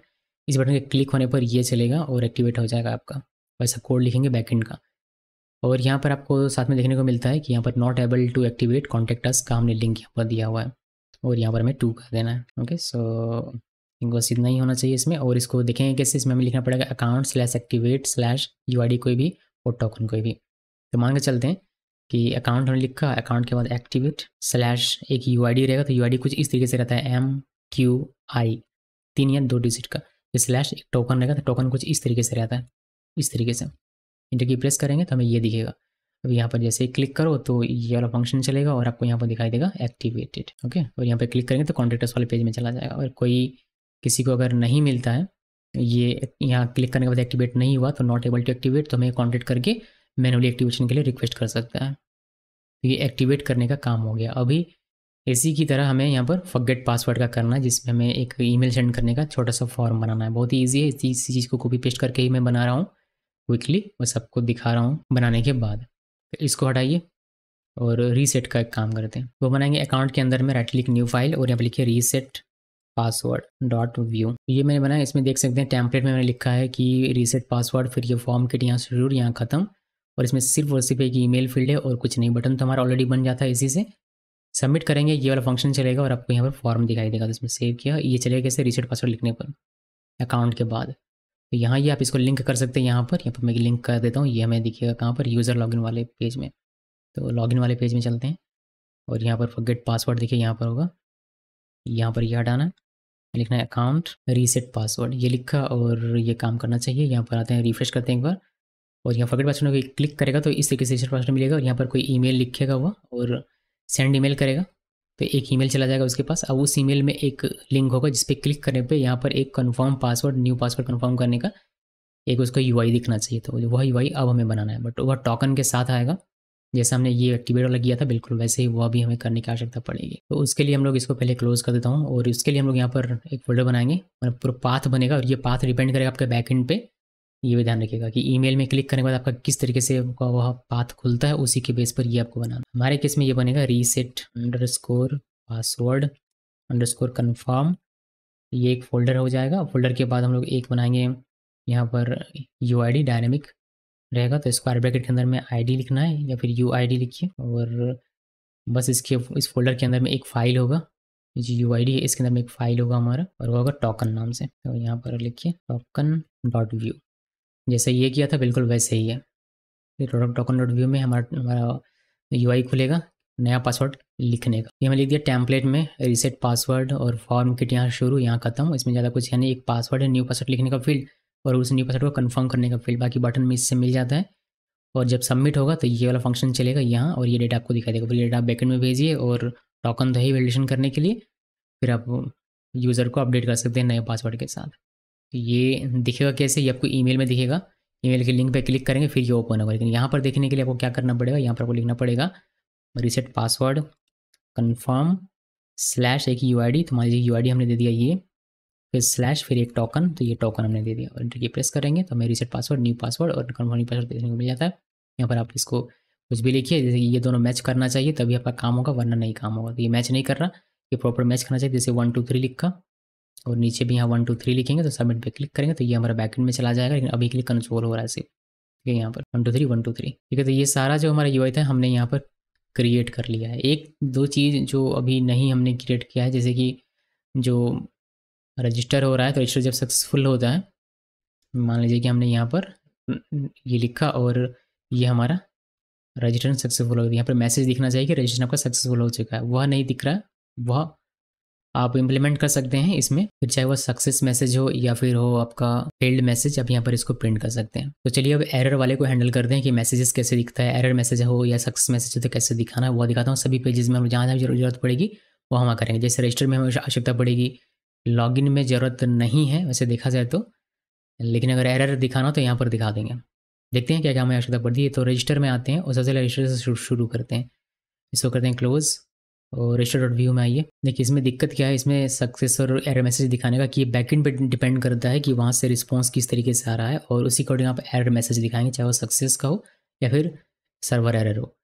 तो उतना तो लॉजिक हमारे पास है नहीं, मगर फिर भी मैं आपको एक स्टैटिक एरर दिखा सकता हूँ। तो इसके लिए मैंने बनाया दो यहाँ पर स्टेट, मतलब दो वेरिएबल बनाया मैंने, रेफ ऑब्जेक्ट देख सकते हैं, सर्वर एरर और इज सक्सेस, जो कि फॉल्स है और ये नल है। या फिर मैं इसको कर देता हूँ अभी के लिए फॉल्स। दोनों में से कोई एक ट्रू होगा, या तो सक्सेस होगा या फिर सर्वर का एरर आएगा, जो कि आप यहाँ पर चेक कर पाएंगे। फिर उसी अकॉर्डिंग इसको ट्रू और फॉल्स वैल्यू चेंज करेंगे। बट अभी के लिए हमारे पास कुछ ऐसा है नहीं, तो मैं क्या करूँगा, मैं यहाँ पर स्टैटिक चेंज करके आपको दिखाऊंगा, और एरर हम लोग लगाएंगे सबसे नीचे, यानी कि मैसेज हम लोग सबसे नीचे लगाएंगे। तो यहाँ पर आइए और यहाँ पर लिख दीजिए, देख सकते हैं मैंने यहाँ पर लिखा हुआ है कि अगर सर्वर एरर, ये जो सर्वर एरर हमने ऊपर में लिखा, अगर ये ट्रू होता है, अगर एरर आता है सर्वर से तो ये ट्रू हम लोग सेट करेंगे यहाँ पर इस फंक्शन के अंदर में। अगर एरर आएगा तो ऑटोमेटिकली यहाँ पर ट्रू में सेट करना पड़ेगा। जब ट्रू होगा तो हमें सर्वर एरर यहाँ पर दिख जाएगा, जो एरर होगा यहाँ पर आप प्रिंट कर सकते हैं। मैंने यहाँ पर स्टैटिक लिख दिया अनेबल टू रजिस्टर। अगर सक्सेस होता है तो यहाँ पर हम लोग इसको इज सक्सेस को ट्रू सेट कर देंगे इसके अंदर में, और हमें ये मैसेज दिख जाएगा। तो या तो एरर आएगा या फिर ई सक्सेस ट्रू होकर ये दिखेगा, दोनों में से कोई एक दिखेगा। तो अभी के लिए हमारा दोनों में से कुछ भी नहीं दिखेगा। अभी अब इसको ट्रू करेंगे तो आपको ये ऑटोमेटिकली ई सक्सेस ट्रू हो जाएगा, और आपको इनिशियली भी ये देखने को मिल जाएगा। तो आप रजिस्टर पेज में जाएंगे तो आपको यहाँ नीचे ये दिखेगा। तो ये डायनेमिकली सेट हो, इसके लिए डिपेंड करेगा कि सर्वर से हमारा क्या रिस्पॉन्स आता है, सक्सेस या फिर एरर। उसके बेस पे इसका वैल्यू हमें यहाँ पर चेंज करवाना पड़ेगा। तो अभी मेरे पास वैसा लॉजिक है नहीं, इसलिए मैं वह करके आपको दिखा नहीं सकता। लेकिन हाँ, जब बैकएंड इम्प्लीमेंटेशन होगा तब आपको ये समझ में आ जाएगा, अगर आप अभी दिमाग नहीं लगा पा रहे हैं तो। मगर फिर भी एरर दिखाने का ये तरीका है, यहाँ पर आप एरर मैसेजेस या फिर सक्सेस मैसेज दिखा सकते हैं रजिस्ट्रेशन में, ये मैंने आपको बता दिया। अभी इसी तरीके से लॉगिन में देखते हैं कि लॉगिन में क्या हो सकता है। लॉगिन में भी सेम वही करना है, अभी हर जगह पर वही आपको सेम करना पड़ेगा। तो यहाँ पर आइए, सर्वर एरर और ईच सक्सेस, और यहाँ पर आपको वही मैसेजेस लिख डालने हैं। हालांकि ईच सक्सेस का यहाँ पर कोई मतलब नहीं बनता, अगर मतलब बनेगा तो बाद में देखेंगे। यहाँ पर सिर्फ एरर दिखाना है, क्योंकि लॉगिन होता है तो वो तो रिडायरेक्ट हो जाता है, वहाँ पर कोई मैसेज दिखाना बनता नहीं है। तो रजिस्टर वाले में से इसको कॉपी कर सकते हैं आप, यहाँ पर आइए, और सर्वर एरर अगर ये ट्रू होता है तो इसको कॉपी कर लेना है और सबसे नीचे चलाइए यहाँ पर, यहाँ इसके बाद आई थिंक यहाँ पर इसको पेस्ट कर दीजिए और यहाँ पर लिख दीजिए अनेबल टू लॉगिन। अगर मैं इसको ट्रू कर दूँ अभी तो ये दिखेगा नहीं, फॉल्स इसी वजह से, यहाँ पर फॉल्स है तो ये दिखेगा नहीं। लॉगिन वाले पेज में चलते हैं पहले यहाँ, और लॉगिन में गया, यहाँ कुछ दिखता नहीं, लेकिन इसको जैसे ट्रू करेंगे, मान लीजिए कि सर्वर से एरर आया और ये ट्रू हो गया, तो हमें वह एरर यहाँ पर दिख जाएगा कि अनेबल टू लॉगिन, या फिर जो भी मैसेज रहेगा वो आप यहाँ पर डिस्प्ले करवा सकते हैं। अभी के लिए फॉल्स कर देता हूँ। अब इसी तरीके से रीसेट पासवर्ड यहाँ पर आप कर सकते हैं, इसके लिए भी आपको वही काम करना पड़ेगा। अब यहाँ पर आइए और ईच सक्सेस और सर्वर एरर दीजिए, उसके बाद आपको वही रजिस्टर का ही उठा के डाल देता हूँ यहाँ से, ये कॉपी किया और यहाँ से यहाँ तक का कॉपी करना है। वैसे आप ये कर सकते हैं, मगर फिर भी मैं आपको करके दिखा दे रहा हूँ, ये कन्फ्यूज़न ना तो अगर आता है यहाँ पर या अनेबल टू सेट पासवर्ड या रीसेट पासवर्ड, सेट नहीं रीसेट पासवर्ड लिखते हैं, रीसेट पासवर्ड, और यहाँ पर आप लिख सकते हैं रीसेट पासवर्ड सक्सेसफुल, या फिर आपका जो भी प्रॉपर मैसेज रहेगा वह आप यहाँ पर लिख सकते हैं। मेरे केस में मैं यहाँ पर एक मैसेज लिखता हूँ कुछ इस तरीके से कि password reset email send, kindly check your email. तो ये अनेबल टू सेंड ईमेल यहाँ पर लिखते हैं, अनेबल टू सेंड ईमेल, ये लिख दिया।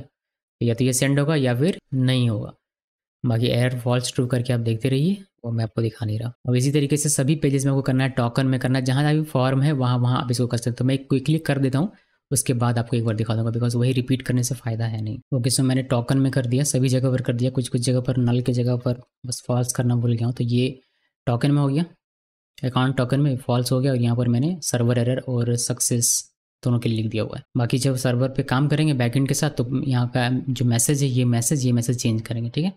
अभी के लिए रहने देते हैं ऐसे ही, कोई इशू नहीं होगा। यहाँ पर बस फॉल्स कर देते हैं, हालांकि वापस में नल करना पड़ सकता है ये वाला, तब का तब देखेंगे। तो बैकएंड का जब देखेंगे तब हमें पता चलेगा। तो ये हो गया, अभी अनेबल टू लॉगिन हो, ये रिडायरेक्ट होगा, तो इस पर सक्सेस का कोई मतलब नहीं बनता। रजिस्ट्रेशन पर भी मैंने आपको दिखा दिया था कि ये भी हो गया है। यहाँ पर आते हैं, एक रजिस्ट्रेशन का हो चुका है, रीसेट पासवर्ड का भी हो चुका है, यहाँ पर reset password, unable to send email, और उसके बाद एडमिन का चेंज पासवर्ड कर चुका हूँ मैं। फिर डैशबोर्ड के लिए में ज़रूरी नहीं है, डिलीट अकाउंट में कर चुका हूँ, प्रोफाइल में कर चुका हूँ, चेंज पासवर्ड यूज़र का हो चुका है, डैशबोर्ड जरूरी नहीं है, डिलीट अकाउंट में हो चुका है, प्रोफाइल में भी हो चुका है। तो सब जगह पर मैंने एरर मैसेज जो दिखाने थे, जैसे दिखाया मैंने एक डेमो के तौर पर, वह सारा काम हम लोग कर चुके हैं। इसमें और कुछ है नहीं जहाँ तक मैं समझ पा रहा हूँ और जहाँ तक मुझे याद आ रहा है। तो ये पूरा का पूरा यूआई था सिर्फ। अब आप इस यूआई को डीआरएफ के साथ यूज़ करना चाहें, लारावेल एपीआई के साथ, या फिर नोड एक्सप्रेस के साथ, या फिर फास्ट एपीआई के साथ, या फिर किसी अदर बैकएंड फ्रेमवर्क या फिर लैंग्वेज के साथ, आप आराम से यूज़ कीजिए। ये आपका है ऑथ यूआई इन नक्स्ट 3। अगर आपको देखना है इसका बैकएंड कि बैकएंड कैसे बनाते हैं, मतलब किसी लैंग्वेज जैसे डीआरएफ में, अगर आप देखना चाहें डीआरएफ में जेंगो रेस्ट फ्रेमवर्क में, तो उसमें आप देख सकते हैं। उसका लिंक आपको इसी वीडियो के डिस्क्रिप्शन में मैं आपको दे दूंगा, तो डिस्क्रिप्शन जरूर चेक कीजिए, प्लेलिस्ट आपको पूरा का पूरा मिल जाएगा, जहाँ पर आप इस यूआई को किसी न किसी बैकएंड के साथ इंटीग्रेट होता हुआ देख पाएंगे। तो डिस्क्रिप्शन जरूर चेक करना है। बहुत लोग डिस्क्रिप्शन चेक नहीं करते, बस कमेंट में कमेंट करते हैं कि इसका बैकएंड बता दे तो बहुत अच्छा होता, बैकएंड समझ में नहीं आ रहा, तो एक बार डिस्क्रिप्शन जरूर चेक कीजिए। और मेरे चैनल को सब्सक्राइब नहीं तो सब्सक्राइब कर लीजिए। इस वीडियो को देखने के लिए आप सबका बहुत बहुत धन्यवाद।